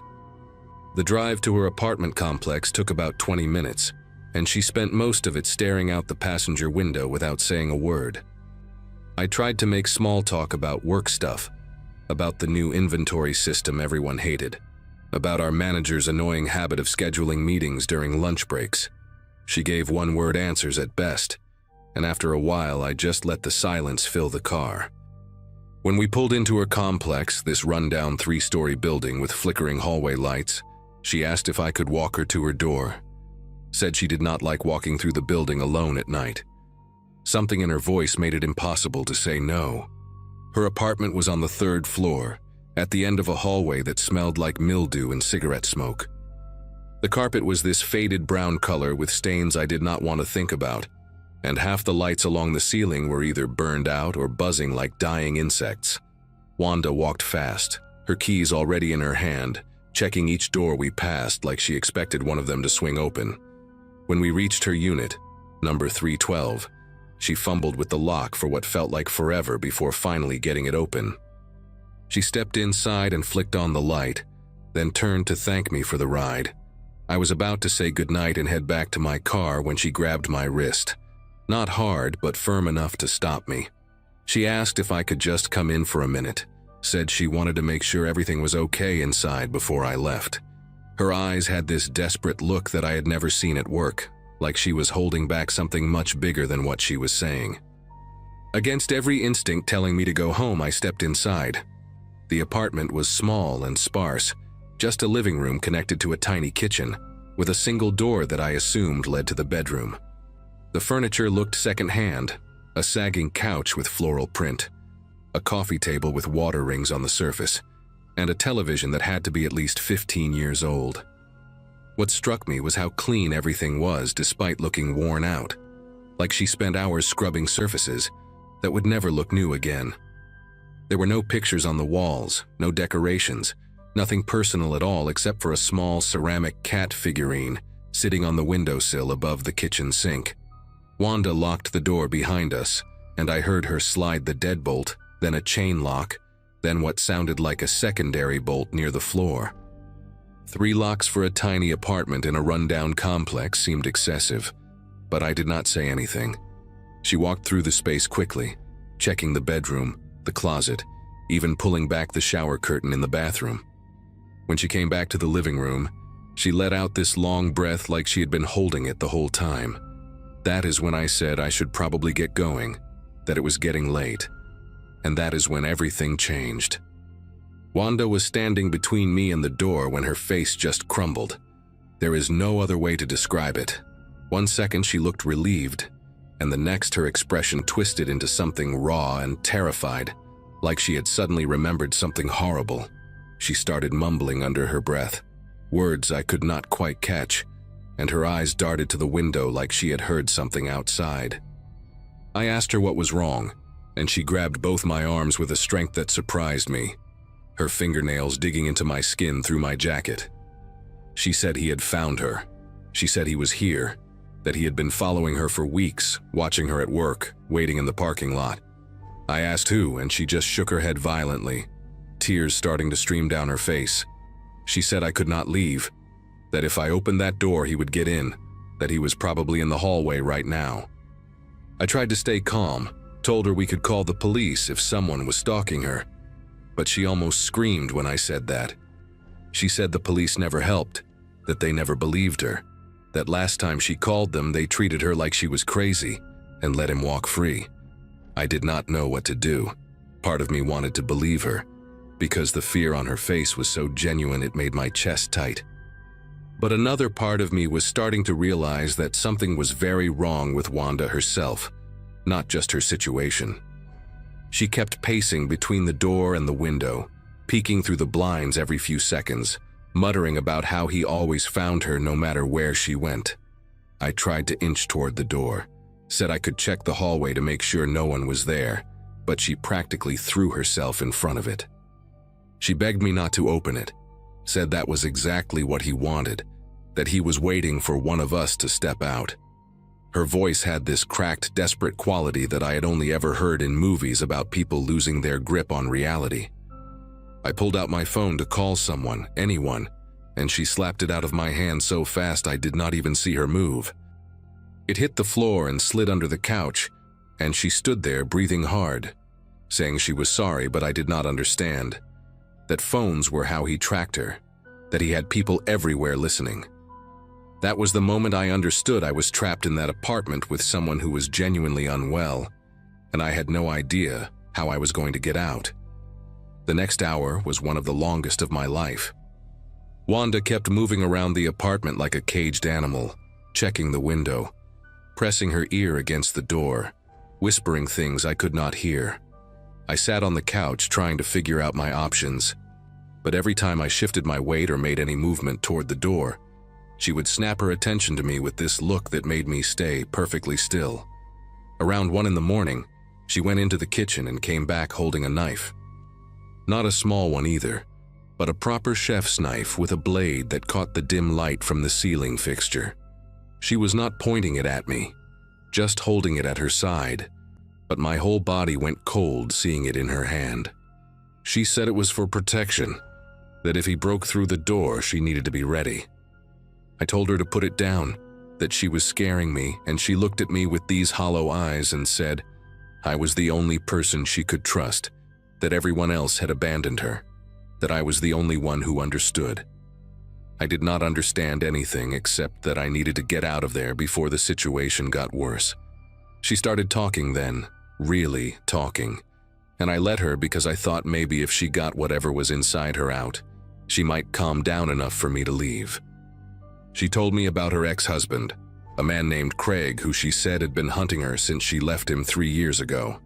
She said he was connected, that he had friends in law enforcement, that he could find her anywhere she went no matter how many times she moved or changed jobs. Some of what she said sounded plausible at first, the way abusers sometimes do stalk their victims, the way the system fails women who try to escape. But then she started saying things that made less sense, like how Craig could hear through walls, how he had put something in her food once that let him track her heartbeat, how he had hired people at every job she ever worked to report back on her movements. She said the car breaking down was not an accident, that he had done something to it, that he wanted her stranded and vulnerable. Every few minutes she would stop mid-sentence and hold up her hand for silence, convinced she had heard footsteps in the hall or breathing outside the window. Each time there was nothing but the hum of the refrigerator and the distant sound of traffic. By 3 in the morning, I had been in that apartment for nearly 4 hours. My legs were cramping from sitting in the same position, afraid to move too much, and my eyes burned from exhaustion and the effort of staying alert. Wanda had finally stopped pacing and sat down in a chair facing the door, the knife resting across her lap like some kind of guardian talisman. She kept talking, but her words were getting slower, slurring together in ways that made it hard to follow. She would trail off in the middle of sentences, stare at nothing for minutes at a time, then suddenly jerk back to alertness and repeat something she had already said twice before. I realized she probably had not slept in days, maybe longer, and the exhaustion was finally starting to win against whatever adrenaline had been keeping her going. I stayed quiet, kept my breathing steady, and watched her eyelids grow heavier. Every time her chin would dip toward her chest, my heart would pound with the possibility of escape, and every time she would snap back awake and look around the room with wild confusion. But the intervals between those moments started getting longer, her head staying down for 30 seconds, then a minute, then longer still. I do not know exactly what time it was when I finally moved, maybe close to 4 in the morning. Wanda had gone completely still in the chair, her breathing deep and rhythmic, the knife still in her lap, but her grip on it loose. I sat there for what felt like an eternity, watching her chest rise and fall, terrified that any sound would bring her back. When I finally stood up, my knees almost buckled from being locked in place so long, and I had to bite the inside of my cheek to keep from making a noise. I moved toward the door one slow step at a time, avoiding the spots on the floor where I remembered the wood had creaked earlier. The deadbolt made a soft click when I turned it, and I held my breath so hard my chest ached. The chain lock was harder, my fingers clumsy and sweating, but I managed to slide it free without the metal rattling. I did not look back at her. I just opened the door as slowly as I could, slipped through the gap sideways, and eased it shut behind me. Then I walked down that dark hallway faster than I have ever walked anywhere in my life, took the stairs 2 at a time, and did not stop until I was in my car with the doors locked and the engine running. I drove straight home and sat in my parking lot until the sun came up, too wired to sleep, too shaken to do anything but replay the whole night in my head. When the store opened that morning, I called my manager and told him everything. He got quiet for a long moment, then said he would handle it. Turns out Wanda had a history that none of us knew about, episodes like this that had happened at her previous job before the transfer. The company had some kind of agreement with her, accommodations or something. But clearly whatever support system she had was not working anymore. She never came back to work after that night. I heard through another coworker a few weeks later that her family had come to get her, that she was getting help somewhere. But I never got details, and I did not ask for them. Part of me felt guilty for running, for not calling someone to check on her, for just saving myself and leaving her alone in that apartment. But another part of me knew that staying could have ended in a way I do not want to think about. That the knife in her lap was real even if the man in the hallway was not. I still think about Wanda sometimes, especially on nights when I have to close alone or walk through an empty parking lot after dark. I think about how fear can break a person so completely that they become the thing others need to fear. I think about how close I came to being in the wrong place at the wrong moment, when her mind finally snapped all the way. It took me months to stop checking my rearview mirror on the drive home from work, to stop flinching when someone grabbed my arm unexpectedly. I never found out what really happened to her, whether the ex-husband was real or just another part of the delusion, whether she ever got better, or if that night was just one stop on a longer fall. What I do know is that I got lucky. I got to walk out of that apartment, get in my car, and drive away from the worst night of my life.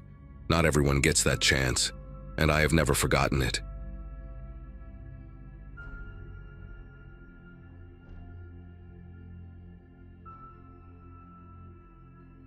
Working nights at that small highway hotel had become a strange sort of comfort for me.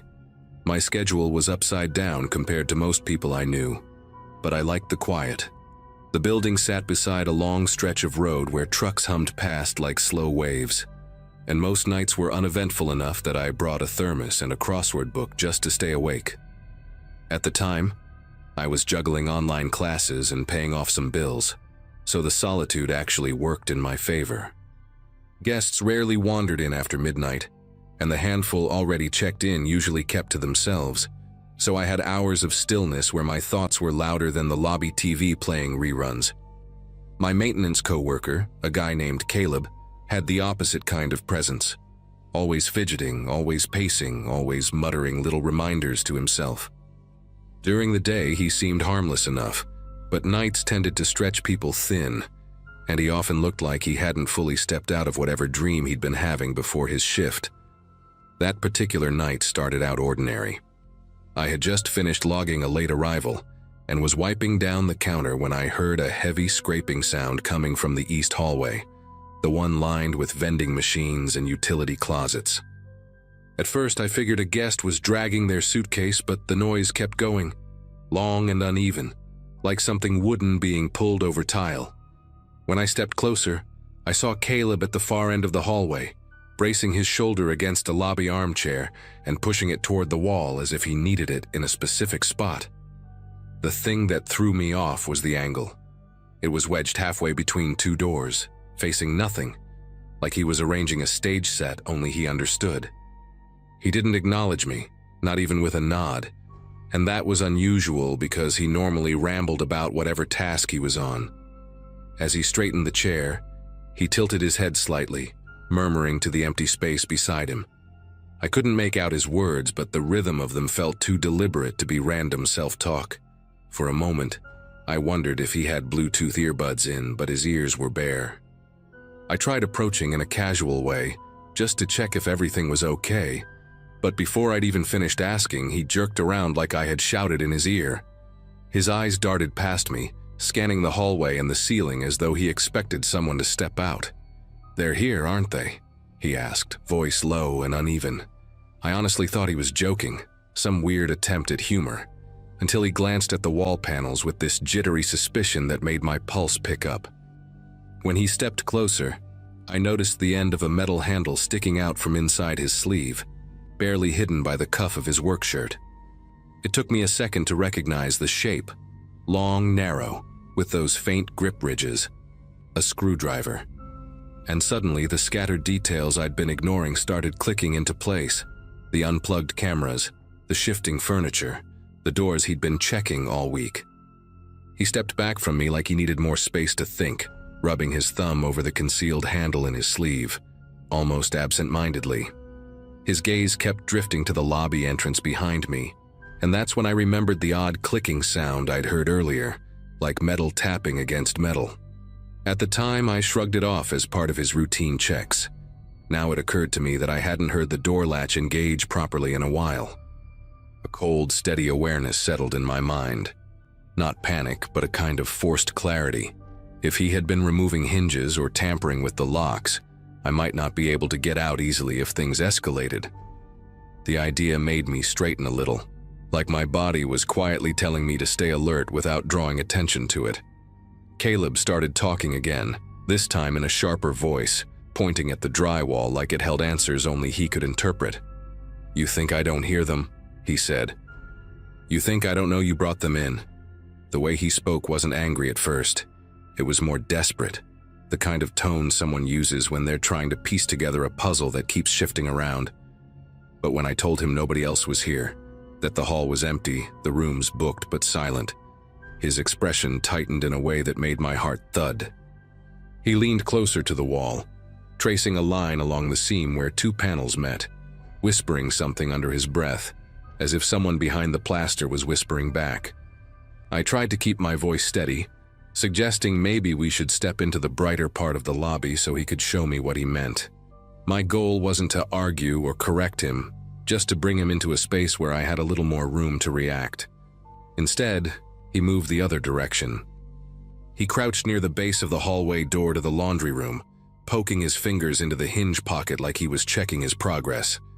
When he stood again, the screwdriver had slipped fully into view, and I could see faint scuff marks on the metal frame, like he'd been loosening the hardware for hours. There were similar marks on at least 3 other doors nearby, ones I had assumed were from routine maintenance. I suddenly felt very aware of every exit in the building and how many ways they might no longer behave like exits. He stood up and faced me again, his stance tight, breathing uneven. "They're behind you right now," he said softly, and the certainty in his tone made my chest tighten in a way I can't even describe. I didn't turn around. I knew there was no one there. Instead, I kept my hands visible and open at my sides, slowly stepping backward toward the front desk. The hall lights buzzed overhead, flickering the way they sometimes did when the wiring acted up. But in that moment, every flicker felt intentional. Caleb's attention snapped back and forth between me and the empty space above my shoulder, and the intensity in his eyes made it clear that if he believed I was part of whatever he thought was happening, he wouldn't hesitate to act on it. Reaching the lobby felt like crossing into different air, even though nothing had actually changed. The front desk light cast a wider glow, and the windows at least gave me a sense of space, even if the highway outside was empty.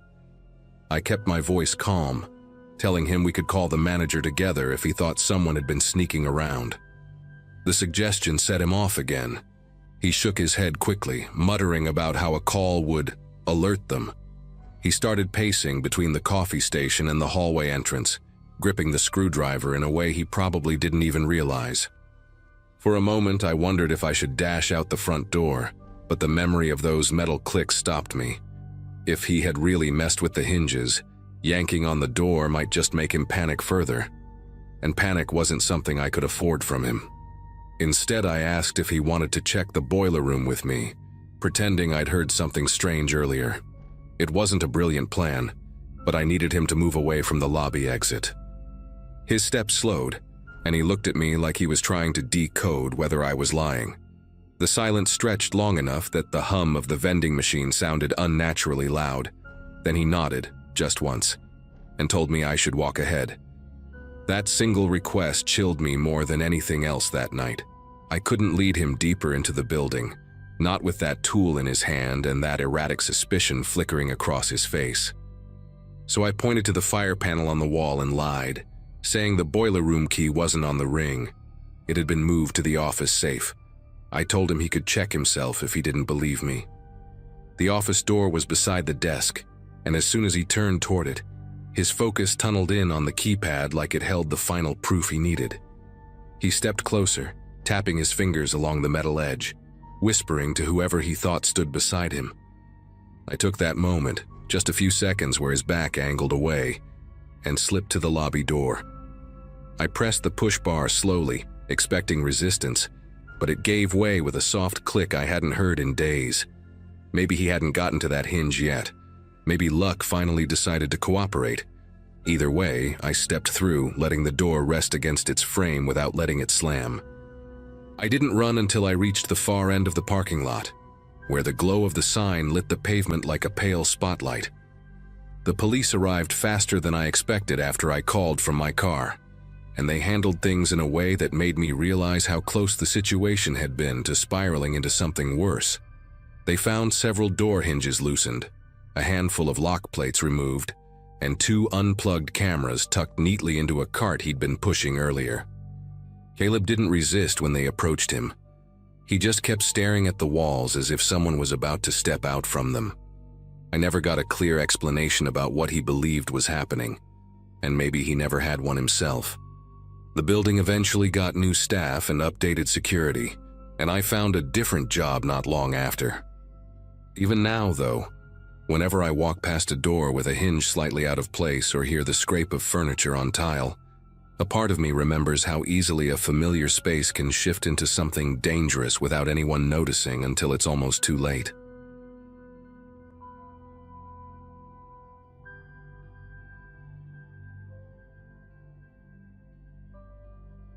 Most of my life has been a mix of odd jobs, and that particular winter I'd picked up a seasonal shift at a warehouse outside a small town where I was renting a second-floor unit in an aging apartment complex. My schedule had flipped upside down because of holiday demand, so I'd been working late nights, finishing around midnight or a little after.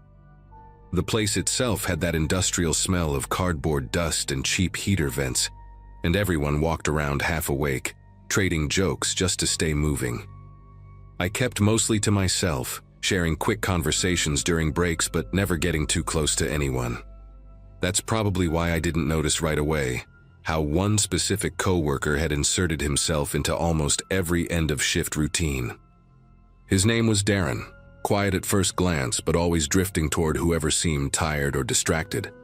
The habit started small. He'd casually offer to walk people to their cars in the back lot since the area wasn't well lit, and sometimes felt uneasy after midnight. Most folks didn't think twice about it, accepting the company if they didn't want to cross the icy pavement alone. He had this way of lingering near the punch-out station, waiting until someone else grabbed their stuff so he could fall in step behind them. One night, while we were putting pallets away, he started asking questions that felt oddly specific for such a casual chat. He asked another coworker, a guy named Travis, how far he lived from the highway, then asked if he lived alone or with roommates. The questions sounded almost like he was preparing a survey, but without any normal reason behind it.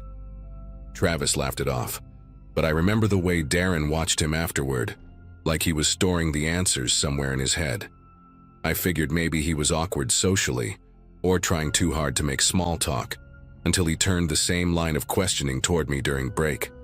He asked which direction I drove home, then asked if my building had underground parking or street parking.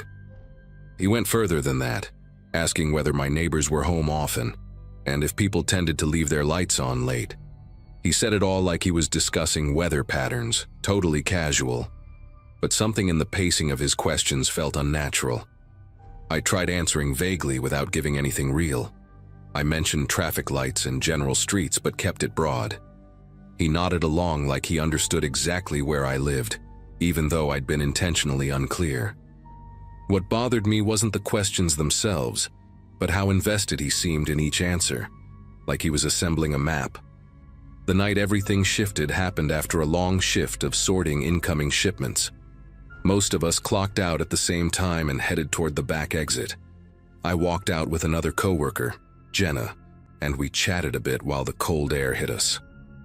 Once she drove off, I noticed Darren standing near the dumpster enclosure beside the exit door. He wasn't smoking, wasn't on his phone, wasn't doing anything at all, just watching the parking lot. The lights from the warehouse cast this dull glow on him, and despite having clocked out at least 10 minutes before me, he hadn't left. I tried not to think too much of it, unlocked my car, and got inside. When I glanced in the rearview mirror before pulling out, he was still there, barely moving, his focus fixed on the rows of vehicles like he was waiting for something specific. As the sun came up the next morning, I was barely awake when someone started pounding on the door of the warehouse office before our shift began. Everyone looked around, confused, until a supervisor hurried over and opened it. 2 police officers stepped inside, their coats dusted with frost, and asked if they could speak with whoever had access to the overnight schedule. The room went quiet in that way where you can practically hear people thinking. One of the officers mentioned a break-in at an apartment complex across town. Windows smashed, door forced. A resident startled awake by noises in the hallway. They said the suspect had been seen by a neighbor earlier in the night walking between buildings, checking which units had lights on and which didn't. I wasn't paying full attention until they described the complex, down to the weird bent railing by the stairwell. That was where I lived, and I had never mentioned that to anyone there. Our supervisor pointed them toward the manager's office, where they could pull the schedule and see who had left early or taken breaks at specific times. People started murmuring, wondering why the police were even here if the break-in was somewhere else in town. But I just stood there feeling a strange pressure in my chest, replaying the awkward questions Darren had asked. I tried to stay calm, but my mind kept circling back to the way he lingered outside the night before, watching cars leave one by one. When the officers stepped back out, they asked if anyone had noticed a coworker acting unusual recently, particularly someone who showed an interest in other employees' routines. The silence in the room became almost heavy, and a few people turned their eyes toward me, maybe because Darren had talked to me more than most. One of the officers approached and asked if I could step aside for a moment. He spoke quietly, explaining that the person seen near the break-in wore a dark jacket similar to what several people at the warehouse wore, so they were checking shifts and vehicle descriptions. When he asked if I lived near the complex, I nodded, and he raised an eyebrow, not accusing, just connecting dots. He asked if I'd told any coworkers about my address, and I said no, not in specific terms. He looked thoughtful for a second, then asked if I remembered anything strange from the night before. I hesitated, trying to choose my words carefully because everything felt surreal. Finally, I told him about Darren waiting by the back exit long after most of us had driven away, his focus on the parking lot, the unusual questions about where people lived. The officer wrote a few things down, thanked me, and then walked over to talk to the supervisor again. The rest of us gathered for the shift huddle, but nobody was paying attention to the usual safety reminders. Darren didn't show up for work that morning, which wasn't totally unheard of during seasonal chaos. People quit or got sick all the time. But considering everything that had just happened, his absence landed differently. Every time the door opened, people glanced up, expecting him to walk in late, grinning like nothing was going on. But he never came. And while everyone else was whispering theories, my mind kept circling the same thought. There was no way he should have known where I lived. I'd made sure of it. And yet someone with a build like his had been seen wandering my complex while I slept. By the time lunch rolled around, most of us were pretending to work while really just watching the entrance, waiting for the officers to come back with an update. They finally returned near the end of the shift and asked to speak with me again, this time in the manager's office. One of them explained that a neighbor at my complex had reported seeing the suspect walk directly toward the stairwell leading to my building. They had even mentioned something about the person pausing near my door, leaning in close as if listening. Hearing that made the whole room feel smaller. I kept thinking about how Darren had acted like he understood my vague directions, nodding like he was tracing an invisible map. The officers asked if I'd be willing to verify whether anything had been disturbed in my apartment once the shift ended, which I agreed to, even though the idea of walking back into that hallway made my stomach tighten in a way I couldn't ignore. When I returned to the complex with the officers following behind me, everything looked deceptively normal. Snow had piled up along the walkway, untouched except for the maintenance guy's footprints. My door was locked, just like I'd left it, and nothing seemed moved inside. But the officers pointed out something I hadn't noticed. Faint marks on the frame where someone had tried to pry it open. Shallow but distinct, I couldn't understand why anyone would target my unit specifically. My place wasn't valuable, and I'd given no one a reason to think otherwise. One officer checked the stairwell while another took a few photos. They asked again if any coworkers might hold a grudge or know where I lived. I kept thinking about Darren's quiet nods, his way of absorbing every answer people gave him. It didn't make sense, but at the same time, it made too much sense to ignore. Over the next few days, work felt different. People were tense, watching each other in ways they hadn't before. Darren never came back. Not a call, not a text to the supervisor, nothing. His locker was still full of his stuff, including a notebook tucked behind a pair of gloves. Management handed it over to the police without opening it, but the rumor mill worked overtime. Some said it was full of maps and shift times. Others claimed it had addresses written in messy handwriting. Nobody knew for sure because the officers kept everything quiet. The only concrete thing we learned was that the break-in suspect matched Darren's height and gait almost exactly. That alone would have been unsettling, but knowing he'd singled me out with those questions made the whole situation sit wrong in my head. Weeks passed without any real updates, but the officers told me privately that whoever attempted the break-in hadn't been seen around the complex again. They suggested I change a few routines, stay aware, keep my lights on at night, and let them know if anything strange happened. I followed every piece of advice they gave. Darren was never arrested, never questioned. He had simply disappeared after that shift, leaving behind a trail of unease that none of us could shake. Eventually, the warehouse season ended, and everyone went their separate ways. But I still remember the quiet way he watched the parking lot that night, as if he were sorting people the same way we sorted boxes.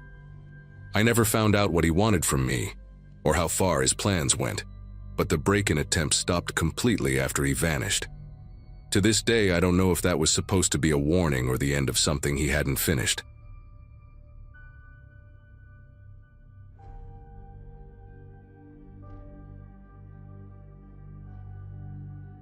The overnight shifts at the hospital used to give me a strange sort of comfort, like the quiet was a break from the usual chaos of the day. I'd been working in radiology for a few years by then, long enough to know every weird hum from the old MRI suite and the exact pattern the fluorescent lights made when they flickered. That night started like any other, me eating a microwaved burrito too fast, scrolling through my phone between scans, and trying to stay awake as the place settled into that eerie stillness only hospitals get after midnight. My life at the time was pretty routine. Work, sleep, repeat. I wasn't chasing excitement, and I definitely wasn't looking for anything unsettling. But around 1 in the morning, as I walked down the south wing toward the imaging station, I saw someone standing near the end of the hallway. Someone I recognized instantly, but who had absolutely no reason to be there. His name was Marcus. We weren't close, but we ran into each other enough during regular daytime shifts to exchange the usual small talk. He worked on the orthopedic floor, one level below mine, and his schedule never overlapped with nights. The guy had this habit of leaning slightly to one side when he stood, like he was saving energy, or thinking about something far away.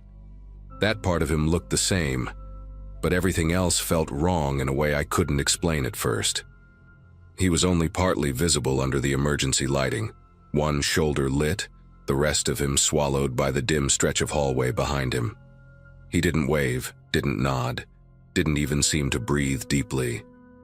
Just watched me as if he'd been standing there long before I turned the corner, waiting for me to notice.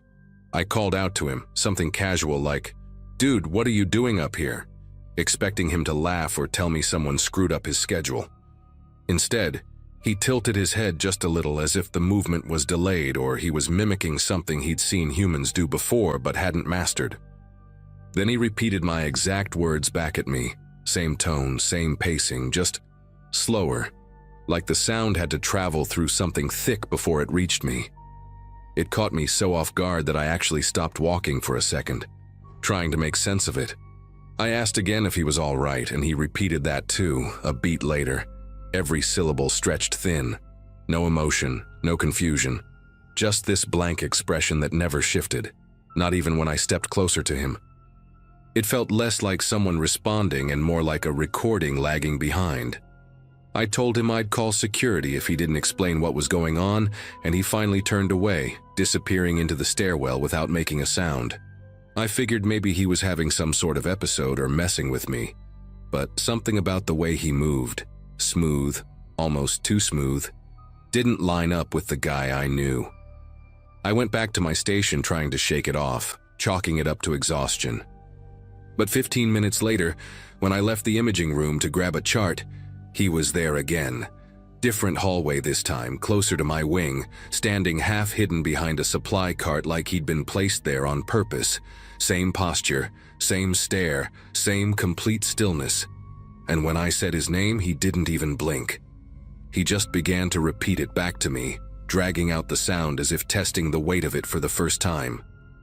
The more the night dragged on, the harder it became to convince myself this was some strange misunderstanding. I even checked the staffing sheet at the nurse's station, scrolling through the roster twice just to be sure I wasn't mixing up names or dates. Marcus wasn't assigned anywhere in the building that night. The orthopedic floor was staffed with a completely different team, and nobody had swapped shifts. Still, every time I stepped into a new hallway, whether I was heading to the CT room or cutting through the short corridor by the elevators, he was already there. Sometimes he stood at the very end of the hall, barely visible under a dying light fixture.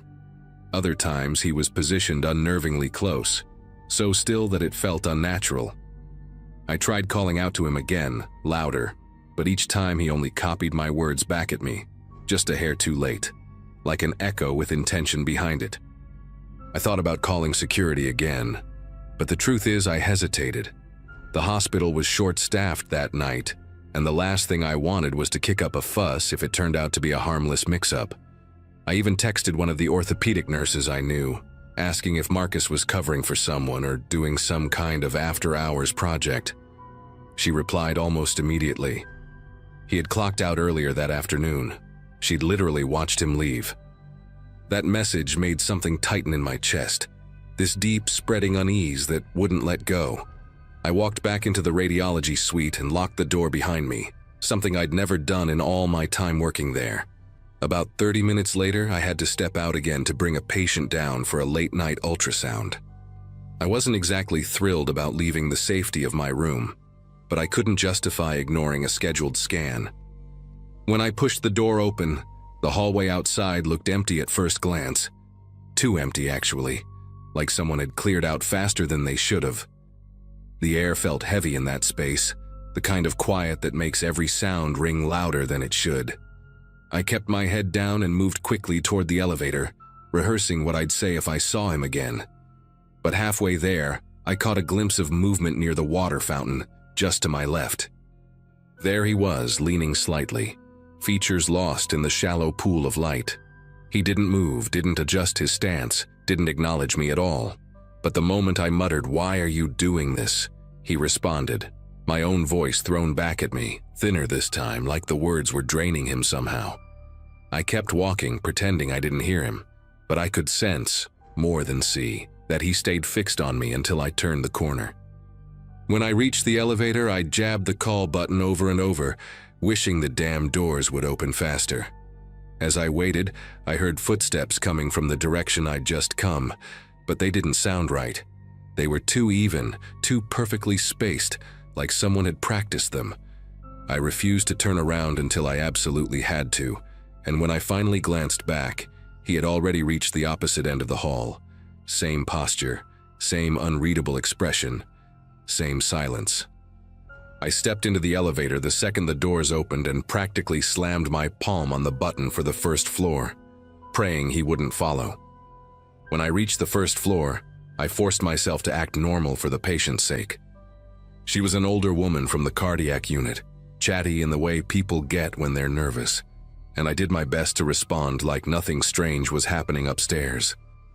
But even while we rode the elevator back up together, I couldn't shake the feeling that something was waiting beyond the doors. When they opened, the hallway was empty, and for a moment, I let myself breathe. I walked her to the ultrasound room, helped her get situated, and stepped out to grab a pair of gloves. The second I turned toward the supply cabinet, I saw him again, standing near the crash cart, his outline warped by the dim reflection off the metal. He didn't face me directly this time. Instead, his head was angled just enough that I could tell he knew exactly where I was. Before I could stop myself, I whispered, "What do you want?" And he whispered it back, dragging the question out so long it barely resembled speech anymore. My instinct was to get the patient out of there, but I couldn't risk alarming her or leaving her unattended. So I did the only thing that made sense. I went back into the room, closed the door quietly behind me, and stayed there until the scan was finished. When I returned her to her unit, every hallway felt like it was holding its breath. The lights flickered in patterns I'd never noticed before, almost like the building was reacting to something moving through it. On my way back to radiology, I took the long route, hoping distance would shake him loose, but deep down I already knew it didn't matter. Whatever was shadowing me wasn't following in the normal sense. It was just appearing, slipping into place as if it belonged to the hospital more than any of us did. By the time I reached my hallway again, I was exhausted from the constant tension. And there he was for the 100th time, positioned exactly where the corridor curved, standing perfectly still as though he'd been carved out of the darkness. The breaking point came around 4 in the morning. I'd barricaded myself inside the radiology suite with a rolling chair propped under the door handle. Not that it would have stopped him if he wanted to come in. I sat there listening, trying to tell the difference between the building settling and actual footsteps. At one point, something brushed the small glass window on the door, the kind of faint sound you'd expect from someone dragging their sleeve across it. I stayed absolutely quiet. Then I heard my own voice, but distorted, stretched thin, coming from the other side. "Let me in." It wasn't anger or pleading. It wasn't even directed at me in an emotional sense. It was more like something trying to copy a sound it didn't fully understand. I stayed seated and stared at the door until the voice faded, and eventually, everything went silent again. When the day shift started to roll in around 6, I practically bolted out of the room. Sunlight coming through the front windows felt unreal, like stepping into a different world entirely. I went straight to the orthopedic floor before heading home, partly to prove to myself that Marcus existed in the normal sense I remembered. I asked one of his coworkers if he'd shown up early, and she shook her head. Apparently he hadn't worked a night shift in years. Later that afternoon, after I'd finally slept a few hours, I called him directly, not to confront him, but just to hear if he sounded okay. He picked up sounding completely normal, confused as to why I was asking about the night shift. I didn't tell him the details. There's no way he would have believed me. But I did ask one last question before hanging up. "Were you anywhere near the hospital last night?" He said no without hesitation. And the thing that still messes with me is how certain I am that he was telling the truth.